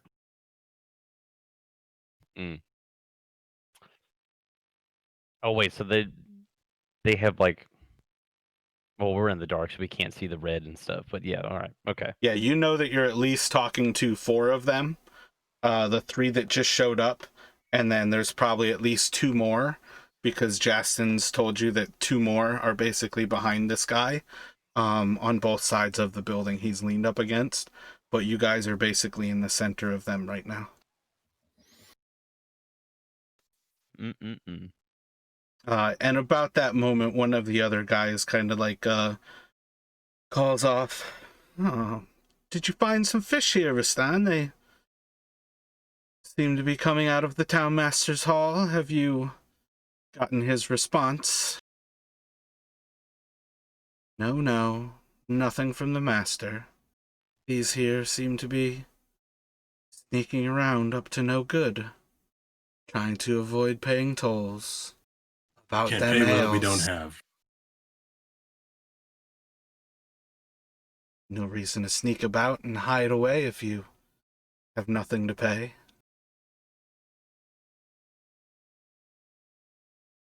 Well, like I said, we got a few kegs up there in the room, so you can have some of that if you want. And he kind of like holds out his arm. Feel free. Let's go. All right, and I kind of put my hand on my on my belt, kind of like where my greatsword is. Kind of looking at everybody else, like, all right, let's go. You guys ready to do this? Kind of like hinting at the greatsword. Is that a hint? Yeah, very Where- subtle. Very Yeah, subtly, yeah. very subtly. Kind of like, are we gonna do this? Should we shed some light on this situation? No need not to hint anymore. It's going into initiative. It is going to start off with the Redbrand is going to swing twice at Ty. That's the talker, the one that's close to Ty. Yep. Yeah.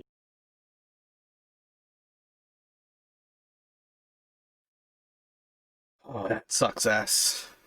A crit and a 19, so he'll have a 21 to hit, and a crit and a 6, so an 8 to hit. So I believe one hit Ye- for 3 damage. Okay. So he kind of like swings more or less to keep you from grabbing towards your sword, but it's gonna then go to Ty. Haha. Okay. Wait. Did he move up for that? Or Yeah, he would have Okay. closed in. Gotcha. I didn't know. I was gonna ask if he had like a weapon that had reach or some crazy shit like that. But, No, okay. using a short sword. Cool. All right. So I'm gonna draw the great sword that I was shaking and swing at him. 14 hits. Noise. Oh, we're still at disadvantage. Okay. That's a lot of damage. Definitely a lot of damage. He looks absolutely wrecked.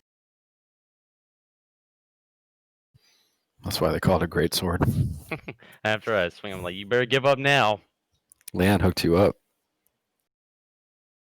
After that fucked up hit, I'm threatening him. What do you have going on with that damage algorithm? I have great weapon fighting. So I guess it re-rolls once, but that was the first time I've ever rolled uh on roll 20, so I don't know what the fuck is going on. Yeah, that does look fucked up because it looks like I rolled 2 6s, but then it changed to 2 6s, like just straight up 2 6s. You see what I'm saying? Or yeah, I don't know. I don't know what the fuck. I think it should have been 8, not 15. Well, 2 die 6 is right? You would have got 2 die 6, so whatever you rolled. No, it's like it looks like here that I rolled 2 d6 and it was 2 plus 3. Then I rolled. Yeah, that 2 is confusing because that's the greater than or equal to 2. It's trying to say not ones on that one. And plus 3 is your strength modifier. So I think Yep. what it's saying is that you rolled 2 6s there. But it's really, really weird to look at that right now. But I think it looks correct. Okay. Just one of the reasons why I asked that is it's really easy to put in shit that says always roll max damage. So it pretends to roll a dice and then it just says, yep, there's max damage. I rolled a 4 and a 10 that last fight, so I'm assuming that it's okay. It's not set up for max. That's right. It worked great when it was like, yeah. So Well. from there, it's going to go to Burke. Burke's gonna charge. Well, can we see what weapons these other guys have? Do they have bows? They're all relatively similarly armed, but yeah, at Okay. present, you guys can't really see too much of what's going on here. All right. Well, I'm gonna charge and get into attack of opportunity range with this guy right here. So that's 30 feet, and I'm gonna swing my warhammer at him at disadvantage. Is that right? What? Yeah, that's what I was thinking too. I tried to roll a disadvantage. I rolled a 6 and a 17 plus 5. It rolled on the other sheet though, so I rolled an 11. That's basically what happened. Not a 0. It's strange, but on the Beyond 20 sheet, I rolled an 11. The 6 and a 17 plus 5 is an 11 in this case. Yeah, that's a miss. You should be able to click the little red Beyond button in the top right and just have it either when you have disadvantage, just always roll 2 dice, or you can cycle through on that and tell it that you're rolling with disadvantage. Sorry, I think I hit the wrong push to talk button. So I don't have it set to be always 2 rolls. I've just been using the contextual disadvantage roll, but it didn't work that time. Didn't work right. You can swing again, right? Or do you have to hit to use your bonus action thing? I could swing again on my bonus action, but it'll still be at disadvantage, and I only get to do it 3 times a day, so I was going to wait. Okay. You will see as one of the Redbrands steps out from behind the building to the south of you all. And as he steps forward, he's going to round the corner and take a shot at Edrin. Another thrown away crit as he hits with a 20. Yeah, 20 hits. So Yeah, it's better than a crit though. And for 3 damage. Actually, it was a 22. My bad. I keep adding 2, but their damage modifier is 2. Their bonus to hit is 4. And then from there, it's going to go to Justin. All right, so Justin's going to move down these 20 feet.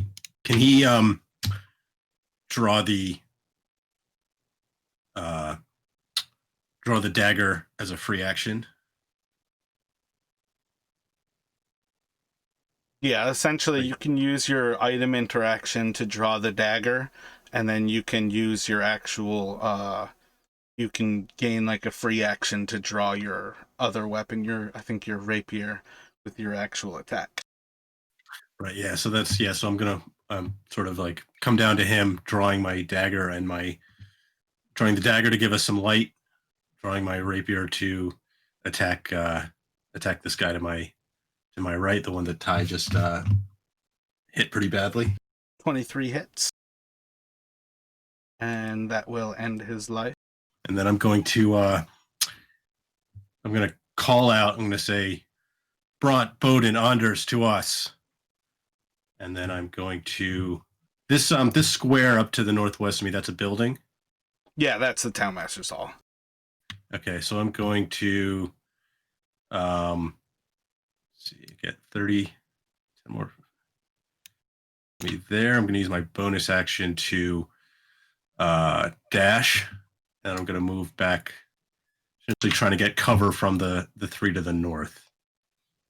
Or maybe I'll just move that there. Essentially, I'm trying to give the impression that we have our own reinforcements coming to join us. Yeah, you can't actually make a deception check with everything you've done this turn, but you can certainly say that. It's just not as effective as actively trying to be deceptive type of thing. Sure, yeah. It was kind of like just like a throwaway kind of, yeah. So that'll end my turn. 1 attack into each Ty and Edrin. Fucking 3 and a 6, so absolutely nothing to speak of there. Arrow at Ty for a 22 to hit, and it will do 4 damage. All right. Oh no, I just clicked out of the.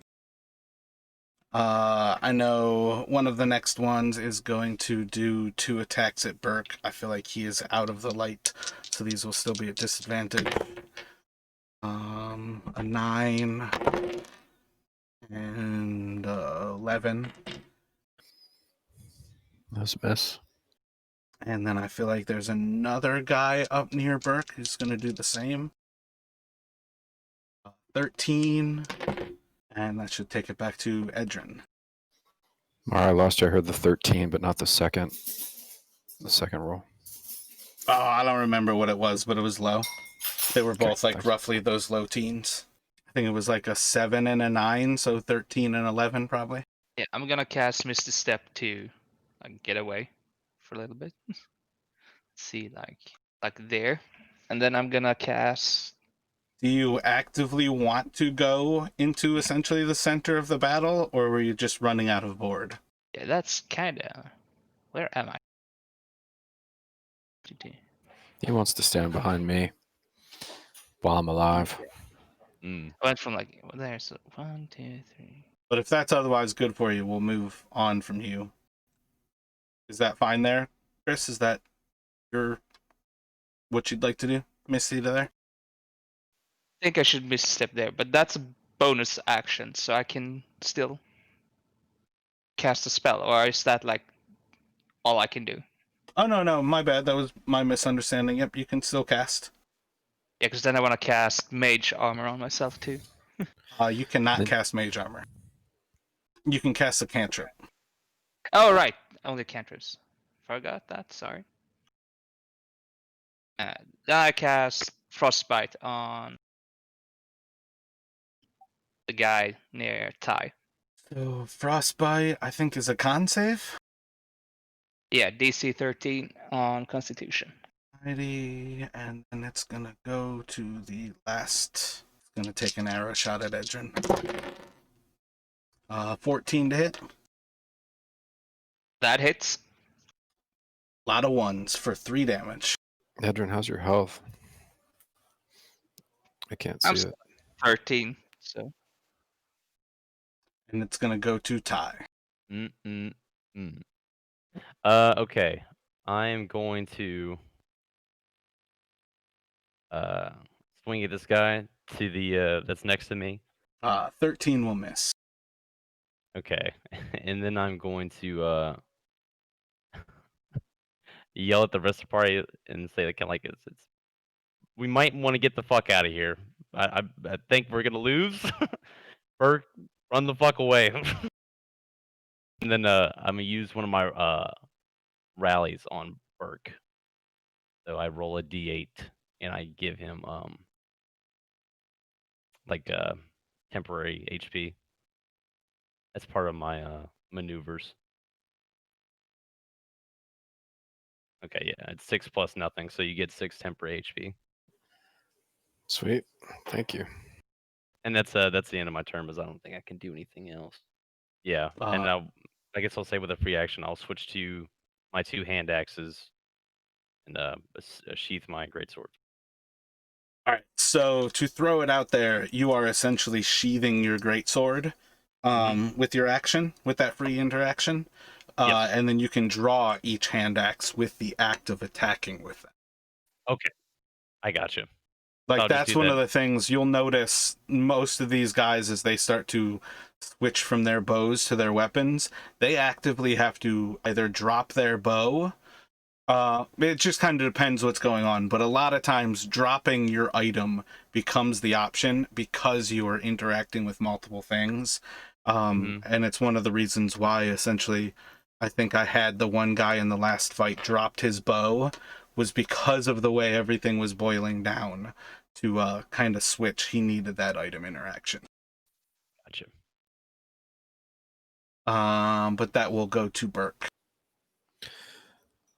Okay, I'm gonna attack this guy that I attacked before and missed with my warhammer.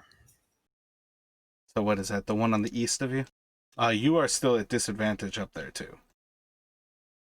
Yeah, I tried to roll that again. I was disadvantaged and it rolled on my sheet and then I got a 6 and a 16, so I missed. I'm gonna attack again with my bonus action. I'm just gonna roll the Warhammer twice, I guess. Funny with the sheet. 13 will miss. I didn't run away yet, Ty. Gonna try to put an arrow into Ty from the southern guy. 17 to hit for 5 damage. And it's gonna go to Justin. I mean, oh, never mind. It's melee attack. Never mind. You said 5. Justin's going to move up this 5 feet, and he's going to stab out at the this Redbrand right here. 20 hits. 18 will kill him. And then he's going to, I think, with his 20 feet of movement, he's going to sheath his dagger to extinguish it, to hide his light, to send everything back into darkness, or to dim light, or whatever. And then he's just going to sort of move back to where he was. As you step back, the one guy to the east of you is going to take a arrow shot at you with a 21 to hit, and he will do 7 damage. Okay. And then at Burke, 2 short swords. 2 13s. Was that 21 with 17 and a 19. It was disadvantaged. Okay, just double checking. Yeah, part of what makes me question that is that technically this is all the same 6 seconds, so I don't think that should have been at disadvantage, but it's also one of those gray areas of how turn interactions work, but you guys are all operating on the same 6 seconds here. It's just the initiative is how quickly you all act. So it's kind of a gray area, but it still fucks over your actual teammates as well that you sheath it. Regardless, it kind of mechanically operates the same way. And then 2 more sword attacks at Burke. 4 and a 9. So it'll go to Edric. Yep, a 19 and a 18 were the other rolls on that. So a 23 and a 22. So fighting in the dark is a good idea for Burke. At the point that you're at. Well, overall, it slows down all of combat regardless. It's not ideal to make missing such a high priority of the things, but thematically what you all are doing, fighting in the moonlight, it definitely sits well with how you guys are essentially trying to be covert in moving through Phandalin right now. What would Edrin like to do? Yeah, I'm gonna do something probably stupid, but I'm gonna try it anyways. I'm gonna move up to the guy behind, underneath Burke, like so, and then I'm gonna cast a level 2 spell, Thunder Wave. That should hit all 3, and then sculpt it so Burke isn't hit by it. It's kind of interesting. You rolled a 1, an 8, and a 4. You rolled a Center minimum, of town 4 and a half. is 100% all within 300 feet. Oh yeah, I know. It's very heroic, though. Oh yeah. Especially if they all fail the DC, it'd be fucking cool. So the one who was yelling to the previous leader, who kind of called out to him, kind of drops for a moment as he grabs at his ears in shrieking pain. He certainly has bloody ears just dripping out of his ears. He certainly has no sense of hearing at this point. He is going to step up and make 2 attacks at Edrin. 14 and an 8 to hit. I think the 14 will hit. Yeah, the 14 hits. For 8 damage. Ah, crap. I'm getting low. And then it's going to go to Ty.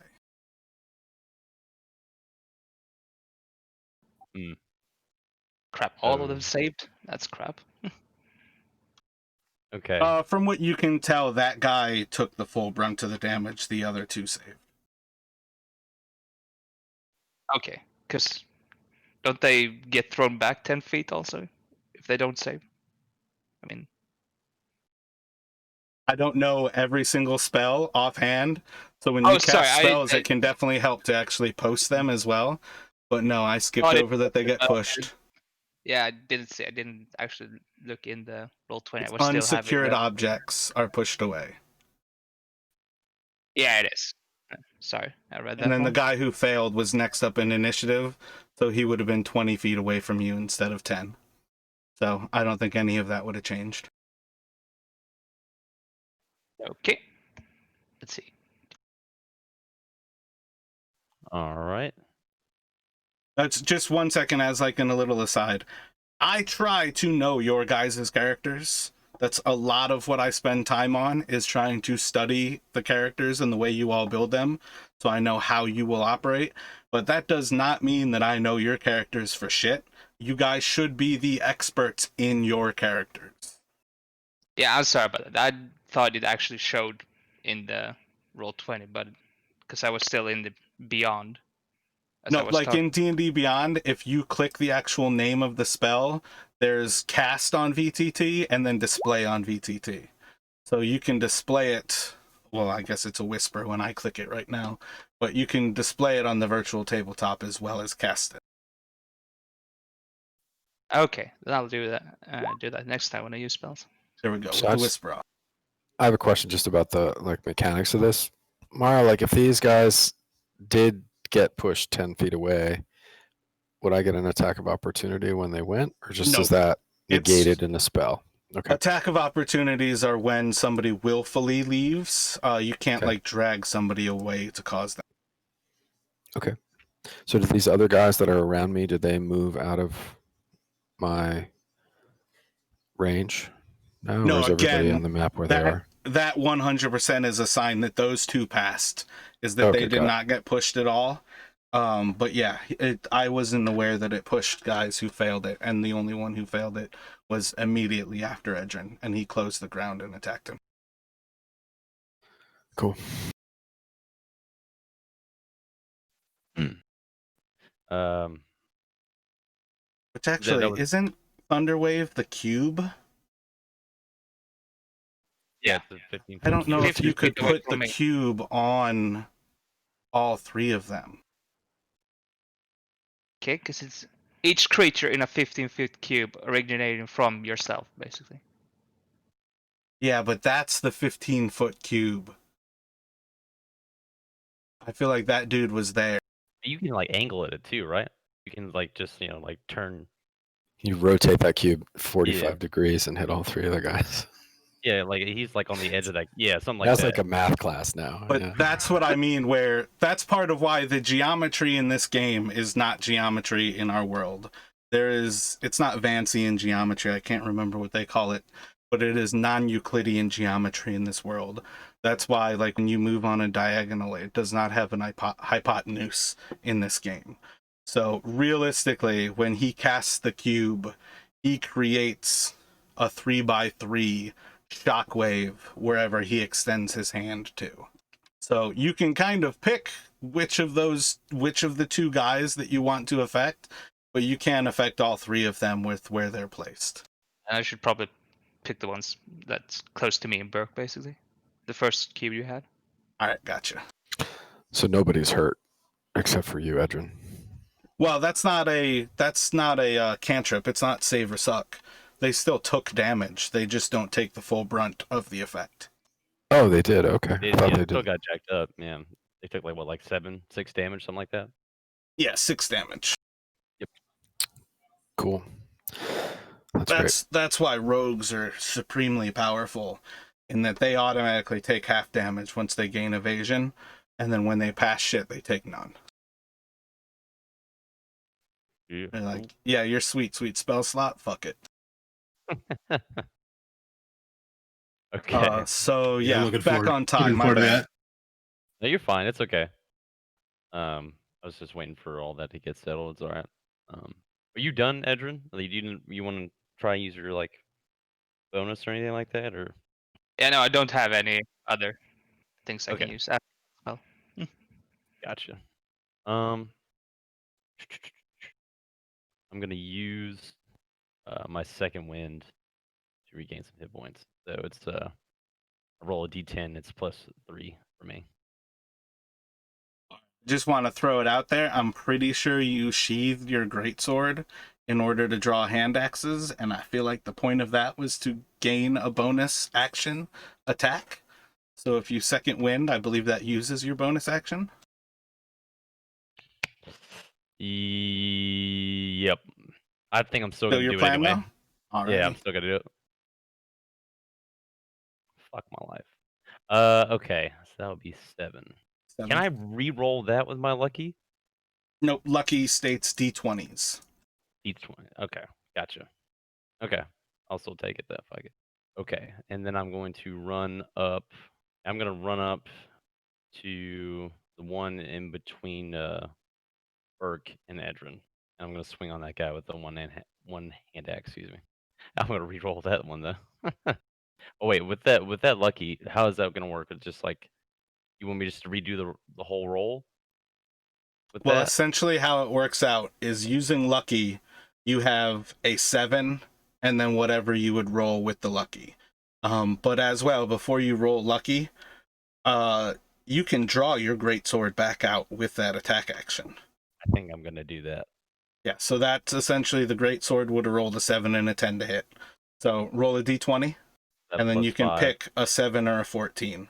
This is where lucky sucks ass when you're at disadvantage because you're not nearly at disadvantage anymore. Oh, okay. Okay. So So I'm gonna choose 14 is their AC, so +2, +5, you've got a 19 to hit. So you hit with that. Okay, and I'm gonna. What is that shit? 2d6. I think Just you're gonna do this. 2d6 and then +5 or +3. There we go. Okay, yeah.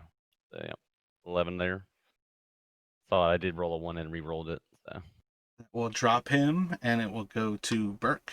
Burke's gonna. I think I can step here, Mara, without taking an attack of opportunity, right? Because I'm in. Yep, that's correct. You can basically wheel around all 6 of those spaces that guy. And then I'm gonna attack the one to the south. 22 hits. And then I think I'm gonna attack again on this one to the south with my bonus action. Oh wow. And a 7's gonna miss. 2 short sword attacks at Justin. For a 14 and a 15 to hit. The second one will hit. For 3 damage. Holy ones. Then it's gonna go to Justin. All right, so I'm definitely looking real bloodied at this point. And nobody can see it. Yeah, I'm going to use my bonus action to disengage, and I think that's 30 feet there. I'm going to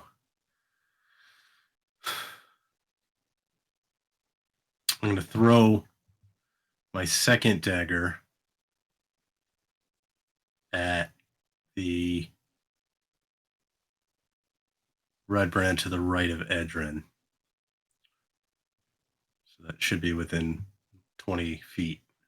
So it'll just be, I mean, it'll still be disadvantaged since I haven't unsheathed the light yet. You know, and at this point, I think I probably would unsheath it so that my allies can see. So, like, Thank you. unsheath the offhand dagger and then throw my second dagger at the Redbrand to the right of Edrin. Can you sheathe and unsheathe in the same? Like, is that a? His free action, his free item interaction is essentially unsheathing that dagger. You only get one. Okay, got it. 10 is going to miss. And I'm out. That's it for me. A single bow attack. Oh, wait. A single bow attack from the south at Edrin. It's going to hit with a 20 for 7 damage. Down. I'm on -2. Yeah, so it just goes to 0. Isn't there like some weird thing like if they double your health in that damage, they like kill you? It Kill has you, to kill do you? his like max hit points. So if he was at 5 hit points, if the guy had done 24 damage, Edrin would have died there. Okay. Yeah, it essentially would have to bring you to negative your max hit points. Mm. Yeah, 5e doesn't kill players. That's one of the reasons why, again, I say over and over again, level 1 through 4 is the most interesting because it's about the only time you're actually killable. After that, you have to go to great lengths to make death even possible, let alone have death actually happen. Like, after level 1, death becomes really, really difficult. After level 2, death is difficult. After level 3, you're pretty much out of the dark, like out of the dangerous area. That's why that campaign that started at level 3 is so common, is because a lot of people have their actual subclass, and death isn't really on the table in the same function. Well, I'm glad I was able to achieve that for everybody at first level.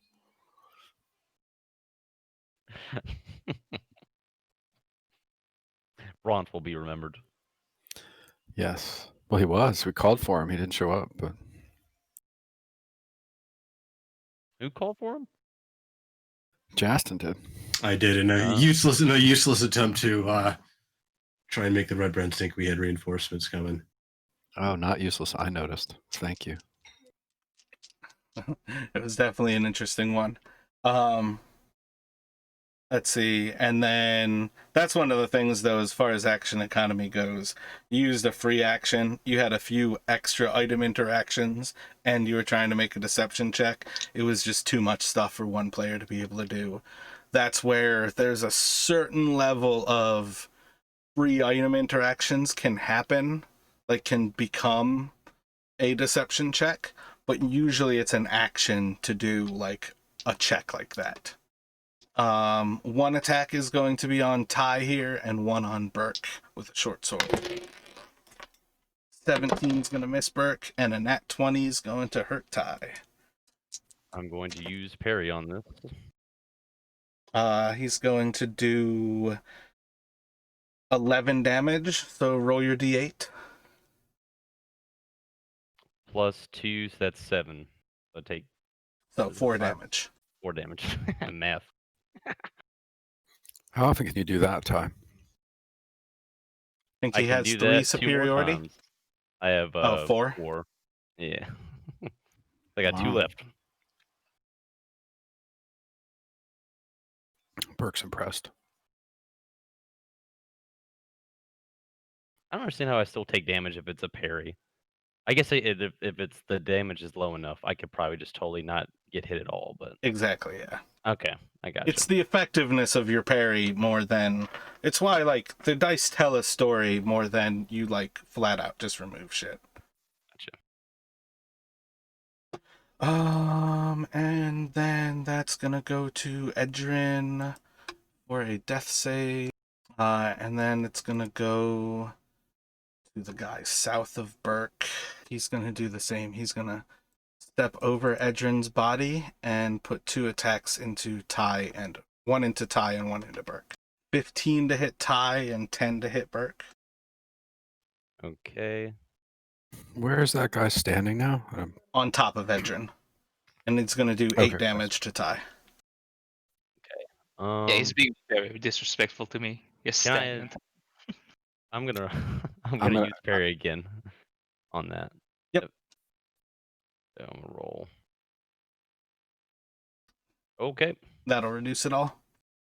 And it'll go to Yup. Ty. Okay. So I am going to. The guy I was attacking got hit for 9 points of damage. That was the guy to the south. Yeah. Okay. Yeah, I would have saw that. So I'm gonna swing on that guy. Yeah, you would. It would be obvious that he's got a big smashy hole in him from my hammer. 24 hits. Yo, what the fuck? Let me look at this parry thing. So that doesn't take up. That's just a reaction, right? That I could just do that whenever someone attacks me, I guess. Whenever someone use your reaction. So I still have a bonus action. Okay. Well, you did it before this turn, so you have your reaction again as well. Oh, okay. I got you. So every time. All right. Oh, wait a second, though. I feel like you parried on that crit, so you wouldn't have been able to parry that second one. So you should still take 8 damage. It's only that one time. Oh, but yeah, it's the one Yeah, reaction. if it per uses thing. your reaction, you can only do it once between your turns. Gotcha. So I still have that though. Okay, so I'm. It was 8. Sorry. Yeah, I think the second one was 8 damage. Yep. Okay. I'm looking pretty fucked up. So I'm going to still do the same thing. I'm going to action surge, and I'm going to hit this guy to the north with the greatsword. 19 hits. 10 was his health. And I'm gonna look to everybody else and and say, I'm getting the fuck out of here, and I'm going to run away. Oh, I'm about to heal you. You're gonna run away? Oh, really? Shit. Yeah, that's what I'm gonna do next. Yeah. You don't know that though. You can tell me, but talking's a free action. I know, but like talking in my turn, right? I mean, I Yeah, sort of it's pretty cheated locked a little into bit. your initiative. Oh, I cheated on Mars rules just now. Where is Ty running to? I'm gonna run probably straight back. Oh, actually, I'm probably gonna run to this building here. So hold on. Yeah, right there. Gonna kind of run. That's 20 feet to that corner and kind of peek around and see if I see anybody around there. I would heal Edrin. Sorry, that's meta. Sorry. It's gonna go to Burke from there. Burke's gonna he's gonna spare the dying on Edrin. Which, I mean, you don't need me really to do that, right? Because I can just do it. Yeah, that's just done. And then I'm gonna run. I'm gonna charge this. Get in the face of the archer, but I don't at that point have an action, so that's my turn. The Redbrand to the left of this little combat is going to. It's gonna take a shot at Justin with his bow. A fucking 7's gonna miss. And then he is going to run off to the west. And you will hear a yell into the night's air. It's going to go to Justin. Okay. So Justin's going to move forward up next to Burke, sort of redrawing his rapier and stabbing out at this remaining Redbrand. 23 will hit. And that will kill. Then I'm going to kind of like turn to Burke and just sort of like heal me. And then with my bonus action, dash back towards Tyrell. So just essentially go back 30 feet. Is that 30 or did I move too much? Look right. Yeah, that's 30. Okay. So at this point, you all are essentially out of this combat. You have Edrin unconscious and 2 people who are asking you to heal. You guys can start to act on this and start to approach what you would like to do next few moments. I'm planning to heal Edrin. We do still have a couple healing potions, I think, right? We got the one, I believe. I used one in the castle. I have one in my inventory too, but I think we're done for the night. Like we should go hide out and get some sleep. Maybe Well, a if we get found out again, right? Do we do what? I think it's cute that you guys think you're gonna get to sleep. Unless, I mean, don't forget Edrin cast. They know we're in town and probably got like all of them after us now.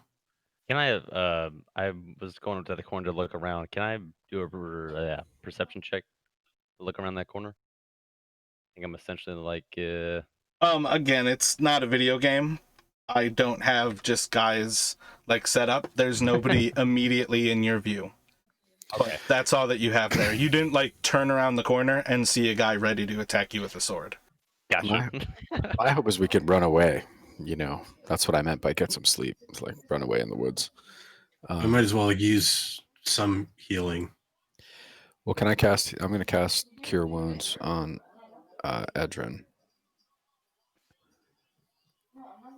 And then Healing Word. Which one of you is most fucked up? I'm on 1.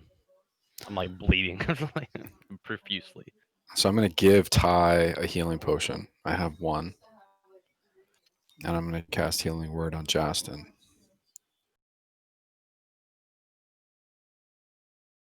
And then I'm out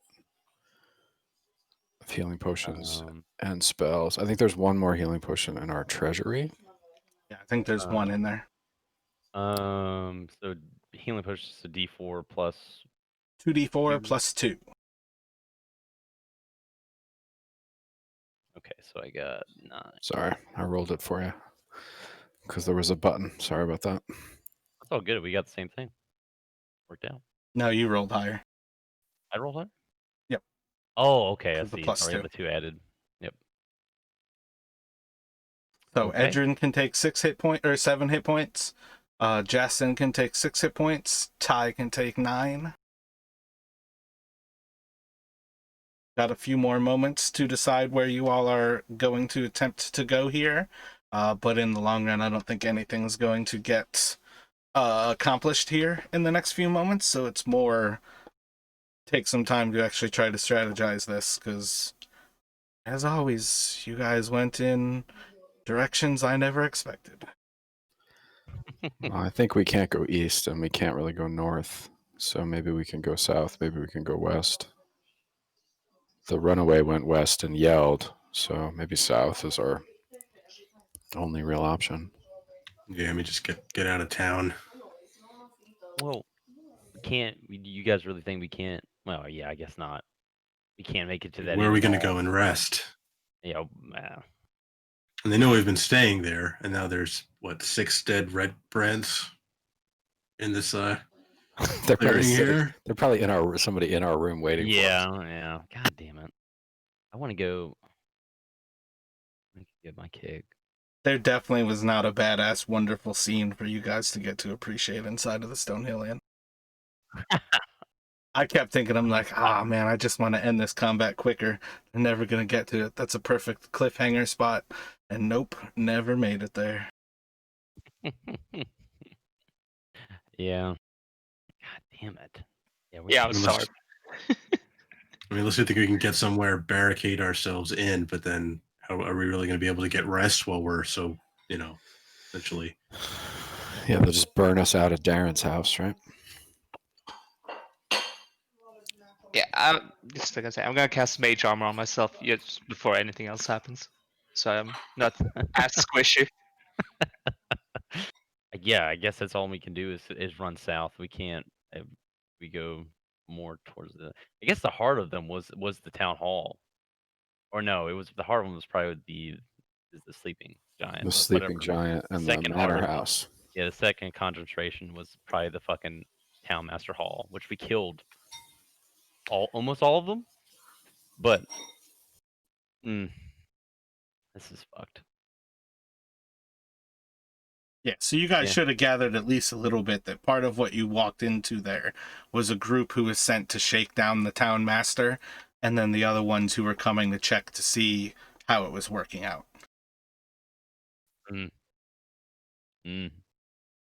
Oh yeah, can I search the bodies real quick?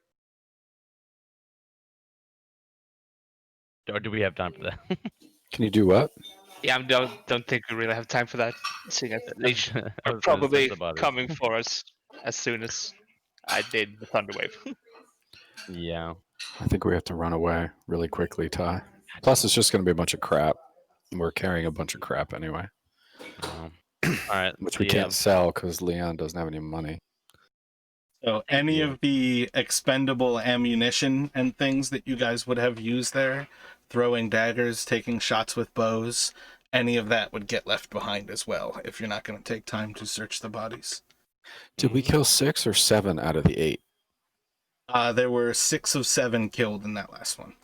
Okay. I think if we're running south, I think he can snatch his dagger at least real quick. Right? Or Well, if it missed him, I don't know how far it went. Leon, I'll have more daggers for you. Yeah, and it's only the second time I've used a dagger as a throwing weapon, so gotcha. I'll just I'll mark it down as loss. I'll pick one up somewhere Yeah. if I we agree get out with you of guys. this. Yeah, I agree with you guys. We should probably just run straight south and kind of like shoot for kind of like the fields here. I guess they're kind of like wheat fields there or something, or they're just kind of some way to find some way we can get lost in that vegetation in that direction. Yeah, I mean, I don't think we've actually been down that way, but seems like, I mean, we know there's more to the east, to the north, to the west. South seems like our best bet. Probably not going to stick to the roads, right? Yeah, I want to just go dead south, so we're farther away from the sleeping giant and the thing, just like the vector that's the least reachable if we're running 60 feet per turn. So on many levels, fleeing south is fleeing downhill. It's just a question of what like trajectory you all are going to look to flee on. I was imagining that line being the furthest away from where we know they are. And if we can sort of flee down to that by that house south and just slightly west of us, and then try and use that, like keep that on our backs. It depends how many are going to come after us, but just try to use the terrain as much as we can to sort of, although if we're going downhill, then Downhill's good, right? Running downhills. Burke's better at that. Pretty safe to say that I'm going to have to figure out how many Redbrands there are because you all called them all. With our thunderclap. I think the numbers were before we heard 10 to 15. So we killed 1, 2, 3, 8. yeah, we have no idea if that's They don't have all of high them, though. standards either, so We were just unlucky enough to run into a big bunch of them. If we had been able to like take them on 3, 4 at a time, then if you guys had done anything there but like sit back and talk to that guy without actually showing any level of movement, you wouldn't have had any like addition from that. But the way you guys kind of chose to just stand there and not do anything was part of why that caused more guys to show up. We're all too accommodating of each other's ideas. Like nobody's being a like pushy prick about the next thing we're gonna do, which is nice, but maybe makes us take longer. Well, and nobody said anything at all, even remotely conducive to the fact that they were doing anything. It was more that you all were acting like a kid who just got caught with his hand in the cookie jar the whole time, like holding a cookie, not letting go of it, but also not saying that I'm not in this cookie jar. Like, you didn't try to lie. You didn't try to like drop it and walk away. You just kind of stood there looking all guilty. We lied. I totally lied. What are you talking about? I was totally we could lying. have just kept walking. That's what we Oh, did. okay, yeah. We have to. It's all vocal, so you have to say like, "Oh, I was gonna do it," but Well, I'm that's glad what we I mean. missed. Like, you said, like, we paid somebody this amount, like, we paid somebody gold, And they were like, oh, you don't have any gold to steal, but you're sneaking around. I think I rolled like a 19 or something to like interpret that. And he was just like, yeah, why would you be sneaking if you already paid your tolls? Like, it's one of those things where every situation has different ways of interpreting it, and it wasn't going over that you were looking shady as fuck, and these people are looking for a group of 4 people that nobody's really seen. So this town probably has like 60 to 100 people in it, like depending on how many miners are like down and out of the like surrounding areas. You don't really like just blend in all that well when you're not recognized. Well, when you're important heroes like us too, everyone knows.